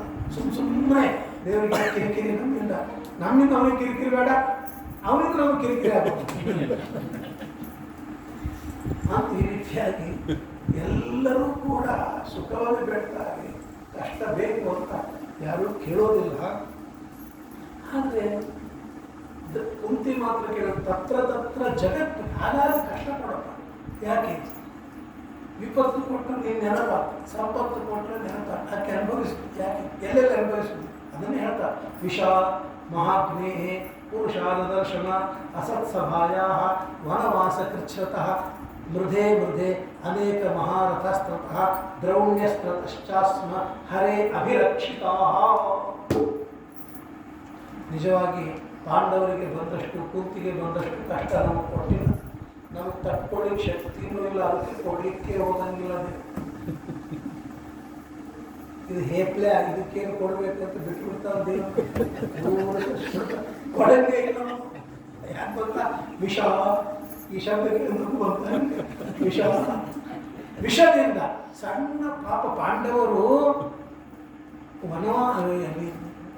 ಬದರಿಕಾಶ್ರಮದಿಂದ ಹಸ್ತಿನಾವತಿಗೆ ಬಂದರು. ಒಳಗೆ ಕರ್ಕೊಳ್ಳಿಲ್ಲ ಅವ್ರಿಗೆ. 13-14 ವರ್ಷಕ್ಕೆ ಪಾಂಡವರು ಬಂದಿದ್ದಾರೆ ಹಸ್ತಿನಾವತಿಗೆ, ಕರ್ಕೊಳ್ಳಿಲ್ಲ. ಹೆಂಗೋ ಮಾಡಿ ಕರ್ಕೊಂಡ್ರು. ಇವ್ನು ಹೆಂಗನ ಮಾಡಿ ಭೀಮಸೇನ ಅವರು ಕೊಲ್ಲಬೇಕು ಅಂತೇಳಿ ವಿಷವನ್ನು ಹಾಕಿದ್ರು. ವನಭೋಜನ ಕರ್ಕೊಂಡು ಹೋಗಿ ಎಂಥ ವಿಷ, ಕಾಲಕೂಟ ವಿಷ. ವಿಷ ಅಲ್ಲಿ ಭಗವಂತ ನನ್ನ ಮಗ ಭೀಮ ವಿಷವನ್ನುಂಡ ನನ್ನ ಪ್ರಮಾಣ ಕೋಟೆ ಸಹಿಯಾಗ ನೇದಂ ಜಗಜ್ಜೀವನದೇ ಅತ್ರ ಚಿತ್ರಂ ವಿಷ. ಅದಾಯ್ತಪ್ಪ ಮಹಾತ್ಮೆ ಏನೋ ಚೆನ್ನಾಗಿದ್ದಾರೆ ಅಂದರೆ ಅಲ್ಲಿ ಇಂದ್ರಪ್ರಸ್ಥಕ್ಕೆ ಹೋಗಿ ಅಂತ ಕಳಿಸಿ ಅಲ್ಲಿ ಒಂದು ಲಾಕ್ಷಾಗ್ರಹವನ್ನು ಮಾಡಿ ಇಡೀ ಮನೆಯೇ ಬೆಂಕಿ ಒಂದು ಸ್ವಲ್ಪ ಕಡ್ಡಿ ಹತ್ತಿರ ಸುಟ್ಟು ಹೋಗುವಂಥ ಮನೆಯೊಳಗೆ ಹಾಕಿದಾಗ ಅಲ್ಲಿ ನಮ್ಮನ್ನು ರಕ್ಷಣೆ ಮಾಡಿದ್ವಿ. ಸುರಂಗ ಮಾರ್ಗದಿಂದ ನಾವು ಹೊರಗೆ ಬಂದ್ವಿ, ಅಲ್ಲಿ ಆ ಲಾಕ್ಷಾಗ್ರಹದಿಂದ ರಕ್ಷಣೆ ಮಾಡಿದ್ವಿ. ಪುರುಷಾರ್ಥ ದರ್ಶನ ಅದಾಯಿತು. ಕತ್ಲೆ ಆಗಿತ್ತು, ಅಲ್ಲಿ ಮಲ್ಕೊಳ್ಬೇಕು ಅಂದರೆ ಅವನು ಬಂದ ಹಿಡಿಂಬ ಬಂದ ರಾಕ್ಷಸ, ಅವನು ಇಡೀ ನಮ್ಮ ತಿನ್ನಬೇಕು ಅಂದಾಗ ಭೀಮಸೇನ ದೇವರಿದ್ದರು ಅಂತೇಳಿ ನಾವು ಬದುಕಿದ್ವಿ. ಪುರುಷಾರ್ಥ ದರ್ಶನ ಅಂತ ಅದಾಯಿತು. ಅಲ್ಲಿಂದ ಏಕಚಕ್ರ ನಗರಕ್ಕೆ ಹೋದ್ವಿ, ಅಲ್ಲಿ ಬಕಾಸುರ ಬಂಡಿ ಅನ್ನತ್ತಿದ್ದೆ ಎಲ್ಲರೂ ಕೊಲ್ತಾ ಇದ್ರು. ನಮ್ಮ ಮಗನು ಭೀಮಸೇನ ದೇವರು ಹೋದಾಗ ಅಲ್ಲಿಯೂ ನೀನು ರಕ್ಷಣೆ ಮಾಡಿ. ಪುರುಷಾರ್ಥ ದರ್ಶನ ಅದಾಯಿತು. ಮದುವೆ ಆಯಿತು, ಸುಖವಾಗಿರಬೇಕು. ಮಕ್ಕಳು ಅಂತಂದರೆ ಜೂಜಾಟಕ್ಕೆ ಧೃತರಾಷ್ಟ್ರ ಕರೆದ. ಅಲ್ಲಿ ಸ್ತ್ರೀ ದ್ರೌಪದಿಗೆ ಚೀರಹರಣವನ್ನು ಮಾಡಿದ. ನೀನು ಅಕ್ಷಯವಾದ ವಸ್ತ್ರವನ್ನು ಕೊಟ್ಟು ಅಸತ್ ಸಭಾಯ, ಆ ಸಭೆಯೊಳಗೆ ಅವಳನ್ನು ರಕ್ಷಣೆ ಮಾಡ್ತೀನಿ. ಇಂಥ ಆಪತ್ತು ದೇವರು ನಮಗೆ ಕೊಡ್ತಾನೆ, ಕೊಟ್ಟು. ಯಾಕೆಂದರೆ ನಮಗೆ ತಡೆದುಕೊಳ್ಳುವ ಶಕ್ತಿ ಇಲ್ಲ, ನಾವು ತಡೆದುಕೊಳ್ಳುವ ಶಕ್ತಿ ಇಲ್ಲ. ಅದಕ್ಕೆ ದೇವರು ಕೊಡ ದುರ್ಬಲರು ನಾವು, ಅದನ್ನು ಇಷ್ಟೇ ಕೊಡ್ತಾರೆ. ಹಾಗಾಗಿ ಭಾಳ ಶ್ರೀಮಂತಿಕೆನೂ ಕೊಡೋಲ್ಲ, ಯಾಕಂದ್ರೆ ಕೊಟ್ಟರೆ ಹುಚ್ಚು ಮಾಡ್ಕೊತಾರೆ. ಒಳ್ಳೆಯದು ಭಾಳ ಇಲ್ಲ, ಶ್ರೀಮಂತಿಕೆನೂ ಭಾಳ ಇಲ್ಲ, ಭಾಳ ಬಡತನೂ ಕೊಡೋಲ್ಲ. ಸ್ವಲ್ಪ ಅವಾಗ ವನವಾಸ ಕೃಚ್ಛ್ರತಃ 12 ವರ್ಷ ವನವಾಸ, 1 ವರ್ಷ ಅಜ್ಞಾತವಾಸ. ಎಷ್ಟು ಕಷ್ಟಪಟ್ಟು ನಮ್ಗೆ ಯಾರು ಒಣಕ್ಕೆ ಹೋಗ್ರಿ ಅಂತಂದ್ರೆ ಓಕೆ, ಒಂದು ದಿವ್ಸ ಮನೆ ಬಿಟ್ಟು ಹೋಗ್ರಿ. ಯಾಕ್ರಿ ನಮ್ಮ ಮನೆಯಿಂದ ನಮ್ಗೆ ಹೋಗಂತ ಹೇಳ್ತೀರಾ? ನೀವು ಬೇಕಾದ್ರೆ ಹೋಗ್ರಿ ಅಂತ ಕಳಿಸ್ತೀವಿ. ವನವಾಸ ಕೃಚ್ಛ್ರತ, ಅಜ್ಞಾತವಾಸ 1 ವರ್ಷ. ಒಬ್ಬರು ಕೂಡ ಕಾಣಿಸಿದ್ರೆ ಮತ್ತೆ 12 ವರ್ಷ ವನವಾಸ, 1 ವರ್ಷ ಅಜ್ಞಾತವಾಸ. ಅದು ಕೂಡ ಎಲ್ಲೋ ದೂರ ಅಲ್ಲ, ಪ್ರಸಿದ್ಧವಾದ ರಾಜನ ಮನೆಯಲ್ಲಿರಬೇಕು, ಹಸ್ತಿನಾವತಿಗೆ ಹತ್ತಿರ ಇರಬೇಕು ಅಂತ ಇಷ್ಟೆಲ್ಲ ಕಂಡೀಷನ್ ಹಾಕಿದ್ದಾರೆ. ವನವಾಸ ಕೃಚ್ಛ್ರತಃ ಮುಗೀತು. ಆಮೇಲೆ ರಾಜ್ಯ ಕೊಡ್ತಾನ, ಒಂದು ಊರು ಕೊಡಲಿಲ್ಲ. ಕೊನೆಗೆ ಏನದು ಗೊತ್ತಾ? ಯುದ್ಧಕ್ಕೆ ಬಂತು. ಮೃದೆ ಅನೇಕ ಮಹಾ ರಥಸ್ತ್ರತಃ. ಅದಾಯಿತು, ಯುದ್ಧ ಆಯಿತು. ರಾಜ್ಯವನ್ನು ಪರಿಪಾಲನೆ ಮಾಡಬೇಕಂದ್ರೆ ಈ ಅಶ್ವತ್ಥಾಮಾಚಾರ್ಯ ಬ್ರಹ್ಮಾಸ್ತ್ರ ಬಿಟ್ಟು ನನ್ನ ಮಕ್ಕಳನ್ನು ಕೊಂದರು, ನನ್ನ ಮೊಮ್ಮಕ್ಕಳನ್ನು ಕೊಂದರು. ನನ್ನ ಮೊಮ್ಮಗನ ಮಗ ಪರೀಕ್ಷಿತ್ ರಾಜ ಅವ್ರ ಮೇಲೆ ಬ್ರಹ್ಮಾಸ್ತ್ರ ಬಿಟ್ಟರೆ ಅಲ್ಲೂ ಕೂಡ ನೀವು ರಕ್ಷಣೆ ಮಾಡಿ. ಅದರಿಂದ ದೇವರೇ ವಿಪತ್ತೆ ಕೊಡಪ್ಪ, ನೀವು ನೆನೆಸ್ತಾ ಇರ್ತೀವಿ ನಾವು. ಅದಕ್ಕೆ ನಾವು ಕೇಳ್ಕೊಳ್ಬೇಕು, ಭಗವಂತ ಸಂಪತ್ತು ಕೊಡು, ಆದರೆ ನಿನ್ನ ಮರೆಯುವಂಥ ಸಂಪತ್ತು ಕೊಡಬೇಕು, ನಿನ್ನ ನೆನಪಾಗುವಂಥ ಸಂಪತ್ತು ಕೊಡು. ದೇವರಿಗೆ ಧನ ಕೊಡು ಅಂತ ಹೇಳಬೇಕು. ಯಾಕೆ? ಆ ಧನ ದಾನ ಮಾಡೋದಕ್ಕಾಗಿ, ಆ ಹಣ ಯಜ್ಞಕ್ಕಾಗಿ, ಆ ಹಣ ಪರರಿಗೆ ಬಡವರಿಗೆ ಉಪಕಾರವಾಗುವುದಕ್ಕಾಗಿ. ಹಣ ಕೊಟ್ಟರೆ ಅವಶ್ಯವಾಗಿ ಕೊಡಪ್ಪ, ಅವಶ್ಯವಾಗಿ. ಆ ಹಣದಿಂದ ಹುಚ್ಚುಚ್ಚಾಗಿ ಏನೋ ಮಾಡಿಕೊಂಡು ಎದ್ವಾ ತದ್ವಾ ಕುಡಿದು ತಿಂದು ಕ್ಲಬ್ಬಿಗೆ ಹೋಗಿ ಹಾಳಾಗುವಂಥ ಹಣ ಕೊಡಬೇಕು. ಹಣ ಕೊಡು, ಇಲ್ಲ ಬರ್ಕೋದಿಲ್ಲ. ಧನಂ ಹಿ ಧರ್ಮೈಕ ಫಲಂ ಯಥೋಸ್ಯ ಜ್ಞಾನಂ ಸವಿಜ್ಞಾನಂ ಅನು ಪ್ರಶಾಂತಿ. ಧನ ಕೊಡು, ಧರ್ಮಕ್ಕಾಗಿ ಧನ ಅವಶ್ಯವಾಗಿ ದೇವರು ಕೊಡ್ತಾ ಇದ್ದಾರೆ, ಕೊಡಲಿ. ನಮಗೂ ಬರ್ತಾರೆ, ಖಂಡಗಳು ಕೊಡ್ತಾರೆ. ಅಧಿಕ ಮಾಸ 30 ಹಣ್ಣು ಕೊಡ್ತಾರೆ. ನೋಡಿ ಏನು ಮಾಡ್ತೀವಿ, ಇಷ್ಟು ಆಗಿಲ್ಲ ತಿಂದರೆ ಮತ್ತೆ ಆಮೇಲೆ ಮಾವಿನ ಹಣ್ಣು ತಿಂದರೆ ಅಲ್ಲಲ್ಲಿ ಬುಗುಟಿಗಳು ಶುರುವಾಗಿ ಬಿಡ್ತಾವೆ. ಭಾಳ ಜೀರ್ಣ ಆಗಂಗಿಲ್ರಿ, ಉಷ್ಣ. ಅದಕ್ಕೆ ಅವಶ್ಯವಾಗಿ ಕೊಡ್ರಪ್ಪ. ಬಂದರೂ ಸ್ವೀಕರಣೆ ಮಾಡಿ ಹಾಕ್ಬಿಡ್ತಾರೆ. ಎಲ್ಲರಿಗೂ ಕೊಟ್ಟು ವಿನಿಮಯ ಮಾಡೋಣ. ಅವಶ್ಯವಾಗಿ ದೇವರ ಸಂಪತ್ತು ಕೊಡಲಿ. ಕೊಟ್ಟ ಸಂಪತ್ತು 4 ಜನರಿಗೆ ಸದ್ವಿನಿಯೋಗವ. ಅಂಥ ಸಂಪತ್ತು ಕೊಡುತ್ತಿದ್ರೆ ಕೊಡಪ್ಪ. ಆ ಸಂಪತ್ತಿನಿಂದ ನನಗೂ ನನ್ನ ಹೆಂಡತಿ ಮಕ್ಕಳಿಗೂ ತಲೆ ಕೆಡ್ತಾ ಇದ್ದರೆ ಅಂಥ ಸಂಪತ್ತನ್ನು ಕೊಡಬೇಡ ಅಂತ ದೇವರಿಗೆ ಏಕಾಂತರ ಹೋಗಲು ಹೆಂಡತಿ ಹೇಳಬಾರ್ದು. ಹೆಂಡತಿ ಹಿಂದೆ ಬರೋ ಬೇಡ ಅಂತಿರಲ್ಲ ನೀವು ಅಂತ ಹೇಳಲಿಕ್ಕೆ ಹೋಗ್ಬಾರ್ದು. ವಿಷಯ ಏಕಾಂತಗಳು ದೇವರಿಗೆ ಕೇಳ್ಕೊಂಡು ಧನಂ ಹಿ ಧರ್ಮೈಕ ಫಲಂ ಯಥೋಸ್ಯ ಜ್ಞಾನಂ ಸವಿಜ್ಞಾನಂ. ಹಾಗಾಗಿ ಇಷ್ಟೆಲ್ಲ ಇದ್ರು ಕುಂತಿಯ ಮಾತು ಹೇಳಿದೆ. ಇಲ್ಲಿ ಬರೋಣ ಪ್ರಕೃತದಲ್ಲಿ. ಹಾಗಾಗಿ ಜನಸ್ಯ ಕೃಷ್ಣ ವಿಮುಖಸ್ಯ ದೈವ ಅಧರ್ಮಶೀಲ. ದೇವರ ಸ್ಮರಣೆ ಮಾಡದೆ ಭಗವಂತನ ವಿಮುಖನಾಗಿರ್ತಕ್ಕಂಥವರಿಗೆ ಹೇಗೆ ಸದ್ಗತಿ ಆಗ್ತದೆ ಎಂಬುದಾಗಿ ಅದನ್ನು ಹೇಳಿದಾಗ ಮೈತ್ರೇಯರು ಅದಕ್ಕೆ ಉತ್ತರವನ್ನು ಕೊಡ್ತಾರೆ. ಹೌದು, ಭಗವಂತ ನಮಗೆ ಸುಖವನ್ನು ಕೊಡಬೇಕಾದರೆ ನಾವು ಹಿಂದೆ ಕಷ್ಟಪಡಬೇಕು. ಕಷ್ಟವಿಲ್ಲದೆ ಇದ್ದರೆ ಸುಖ ಬರಬೇಕು. ಸಂಸಾರದಲ್ಲಿ ನಾವು ಸಾಧನೆಯನ್ನು ಮಾಡಬೇಕು. ಸಾಧನೆಯನ್ನು ಮಾಡಿದಾಗ ಸಂಸಾರದಲ್ಲಿ ವಿವಿಧ ಸಾಂಸಾರಿಕ ಕ್ಲೇಶ ಅದನ್ನೆಲ್ಲ ಹೇಳಿಕೊಟ್ಟು ವರ್ಣನೆಯನ್ನು ಮಾಡಿ ಅದಕ್ಕಾಗಿ ಭಗವಂತನ ಜ್ಞಾನ ಈ ವಿಷಯದಲ್ಲಿಯೇ ಅನೇಕ ಸೃಷ್ಟಿಗಳನ್ನು ಬಹಳ ವಿಸ್ತಾರವಾಗಿ ಹೇಳ್ತಾರೆ. ಸರ್ಗ ವಿಸರ್ಗ, ಬ್ರಹ್ಮಾಂಡದ ಹೊರಗಿನ ಸೃಷ್ಟಿಗೆ ಸರ್ಗ ಅಂತ ಕರೀತಾರೆ, ಬ್ರಹ್ಮಾಂಡದ ಒಳಗಿನ ಸೃಷ್ಟಿಗೆ ವಿಸರ್ಗ ಅಂತ ಕರೀತಾರೆ. ಅಷ್ಟೆಲ್ಲ ನಾವು ವರ್ಣನೆ ಮಾಡಲಿಕ್ಕೆ ಹೇಳಲಿಕ್ಕೆ ಆಗೋದಿಲ್ಲ. ಸಂಕ್ಷಿಪ್ತವಾಗಿ ಸೃಷ್ಟಿಯ ಒಂದು ಸಾರವನ್ನು ಒಂದು 5 ರಿಂದ 10 ನಿಮಿಷದಲ್ಲಿ ಹೇಳುವ ಪ್ರಯತ್ನ ಮಾಡಿ.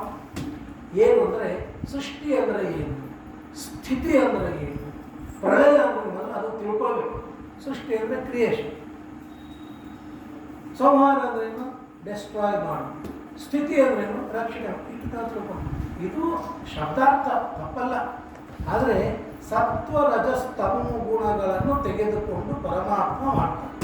ರಜೋಗುಣವನ್ನು ತೆಗೆದುಕೊಂಡು ಸೃಷ್ಟಿಯನ್ನು ಮಾಡ್ತಾನೆ, ಸತ್ವ ಗುಣವನ್ನು ತೆಗೆದುಕೊಂಡು ಸ್ಥಿತಿಯನ್ನು ಮಾಡ್ತಾನೆ, ತಮೋ ಗುಣವನ್ನು ತೆಗೆದುಕೊಂಡು ಸಂಹಾರವನ್ನು ಮಾಡುತ್ತಾನೆ. ಈ 3 ಗುಣಗಳ ಸಾಮ್ಯಾವಸ್ಥ, ಇವೆಲ್ಲ ಒಮ್ಮೆ ಅರ್ಥವಾಗೋದಿಲ್ಲ, ಆದರೂ ಹೇಳಿಬಿಡ್ತೇನೆ. ಸಾಮ್ಯಾವಸ್ಥ, ಈ 3 ಗುಣಗಳು ಈಕ್ವಲ್ ಆದರೆ ಆಗ ಪ್ರಳಯ. ಈ 3 ಗುಣಗಳಲ್ಲಿ ಪರ್ಮಿಟೇಷನ್ ಕಾಂಬಿನೇಷನ್ ಹೆಚ್ಚು ಕಡಿಮೆ ಆದರೆ ಸೃಷ್ಟಿ ಸ್ಥಿತಿ ಲಯ. ಅಂದರೆ ರಜೋಗುಣ ಹೆಚ್ಚಾದರೆ ಸೃಷ್ಟಿ, ಸತ್ವಗುಣ ಹೆಚ್ಚಾದರೆ ಸ್ಥಿತಿ, ತಮೋಗುಣ ಹೆಚ್ಚಾದರೆ ಪ್ರಳಯ. ಯಾವಾಗ ಸೃಷ್ಟಿ ಮಾಡಬೇಕೋ 3 ಗುಣಗಳು ಬೇಕು, 3 ಗುಣ ಬೇಕು. ಒಂದಿಲ್ಲದೆ ಕೇವಲ ಸತ್ವದಿಂದ ಸ್ಥಿತಿ, ರಜಸ್ಸಿನಿಂದ ಸೃಷ್ಟಿ, ತಮೋ ಗುಣದಿಂದ ಸಂಹಾರ ಅಲ್ಲ. ಗೀತೆಯಲ್ಲಿ ಒಂದು ಸಾರದ ಶ್ಲೋಕ ಹೇಳಿಬಿಡುತ್ತೆ. ತ್ರಿಭಿರ್ ಗುಣಮಯೈರ್ ಭಾವೈಹಿ ಏಭಿಸ್ ಸರ್ವಮಿದಂ ಜಗತ್ ಮೋಹಿತಂ ನಾಭಿಜಾನಾತಿ ಮಾಮೇಭ್ಯ ಪರಮವ್ಯಯಂ. ಗೀತೆಯಲ್ಲಿ ಈ ಮಾತನ್ನು ಹೇಳ್ತಾರೆ. ತ್ರಿಭಿರ್ ಗುಣಮಯೈಹಿ, ಈ 3 ಗುಣಗಳು ಅಂದರೆ 1000 ರಜೋಗುಣ, 100 ತಮೋಗುಣ, 10 ಸತ್ವಗುಣ ಅಂತಿದ್ದಾಗ ಸೃಷ್ಟಿ. 1000 ಸತ್ವಗುಣ, 100 ತಮೋಗುಣ, 10 ರಜೋಗುಣ ಇದ್ದಾಗ ಸ್ಥಿತಿ. 1000 ತಮೋಗುಣ, 100 ಸತ್ವಗುಣ, 10 ರಜೋಗುಣ ಇದ್ದಾಗ ಪ್ರಳಯ. ಅಂದರೆ ಯಾವ ಗುಣ ಹೆಚ್ಚಾಗ್ತದೆ ನೋಡ್ರಿ ಅದರ ಪ್ರಭಾವ.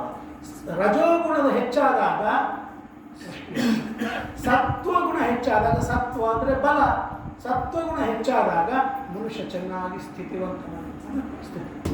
ತಮೋಗುಣ ಹೆಚ್ಚಾದಾಗ ಆಗ ಪ್ರಳಯ. ಸತ್ವಗುಣಕ್ಕೆ ಶ್ರೀದೇವಿ ಅಭಿಮಾನಿ, ರಜೋಗುಣಕ್ಕೆ ಭೂದೇವಿ ಅಭಿಮಾನಿ, ತಮೋಗುಣಕ್ಕೆ ದುರ್ಗಾದೇವಿ ಅಭಿಮಾನಿ. ಹಾಗಾಗಿ ರಜೋಗುಣಕ್ಕೆ ಭೂದೇವಿ ಅಭಿಮಾನಿ ಆದದ್ದರಿಂದಾಗಿ ರಜೋಗುಣ ಹೆಚ್ಚಾದಾಗ ಭೂದೇವಿಯಿಂದ ಸೃಷ್ಟಿಯಾಗುತ್ತದೆ. ಸತ್ವಗುಣಕ್ಕೆ ಅಭಿಮಾನಿನಿ ಶ್ರೀದೇವಿ, ಅವಳು ಆ ಸತ್ವಗುಣವನ್ನು ಹೆಚ್ಚು ಮಾಡಿದಾಗ ಸ್ಥಿತಿ ರಕ್ಷಣೆಯಾಗ್ತದೆ.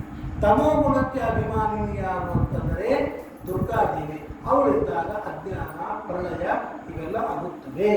ಇಷ್ಟು ಅದನ್ನು ಹೇಳಿಕೊಟ್ಟು ಈ 3 ಗುಣಗಳನ್ನು ಪರಮಾತ್ಮ ವಿನಿಯೋಗ ಮಾಡ್ತಾನೆ. ಭಗವಂತನಿಗೆ ಮಾತ್ರ ಈ 3 ಗುಣಗಳ ವಿಕಾರ ಇಲ್ಲ. ಸಸರ್ಜ ಭಗವಾನ್ ಆದೌ 3 ಗುಣಾನ್ ಪ್ರಕೃತಿ ಪರ. ಪ್ರಕೃತಿಗೂ ಲಕ್ಷ್ಮಿಗೂ ಈ ಗುಣಗಳ ವಿಕಾರವಿಲ್ಲ, ಪರಮಾತ್ಮನಿಗೂ ವಿಕಾರವಿಲ್ಲ. ಆ 3 ತೆಗೆದುಕೊಂಡು ಸೃಷ್ಟಿ ಸ್ಥಿತಿ ಲಯವನ್ನು ಮಾಡುತ್ತಾನೆ. ಆಮೇಲೆ ಒಂದೊಂದು ಮಾತು ನಿಮಗೆ ಹೇಳಕ್ಕೆ ಪ್ರಯತ್ನವನ್ನು ನಾನು ಮಾಡ್ತೇನೆ. ಸೃಷ್ಟಿಕಾಲ ಎಷ್ಟು? 100 ವರ್ಷ. ಸ್ಥಿತಿಕಾಲ ಎಷ್ಟು? 100 ವರ್ಷ. ಪ್ರಳಯ ಕಾಲ ಎಷ್ಟು? 100 ವರ್ಷ.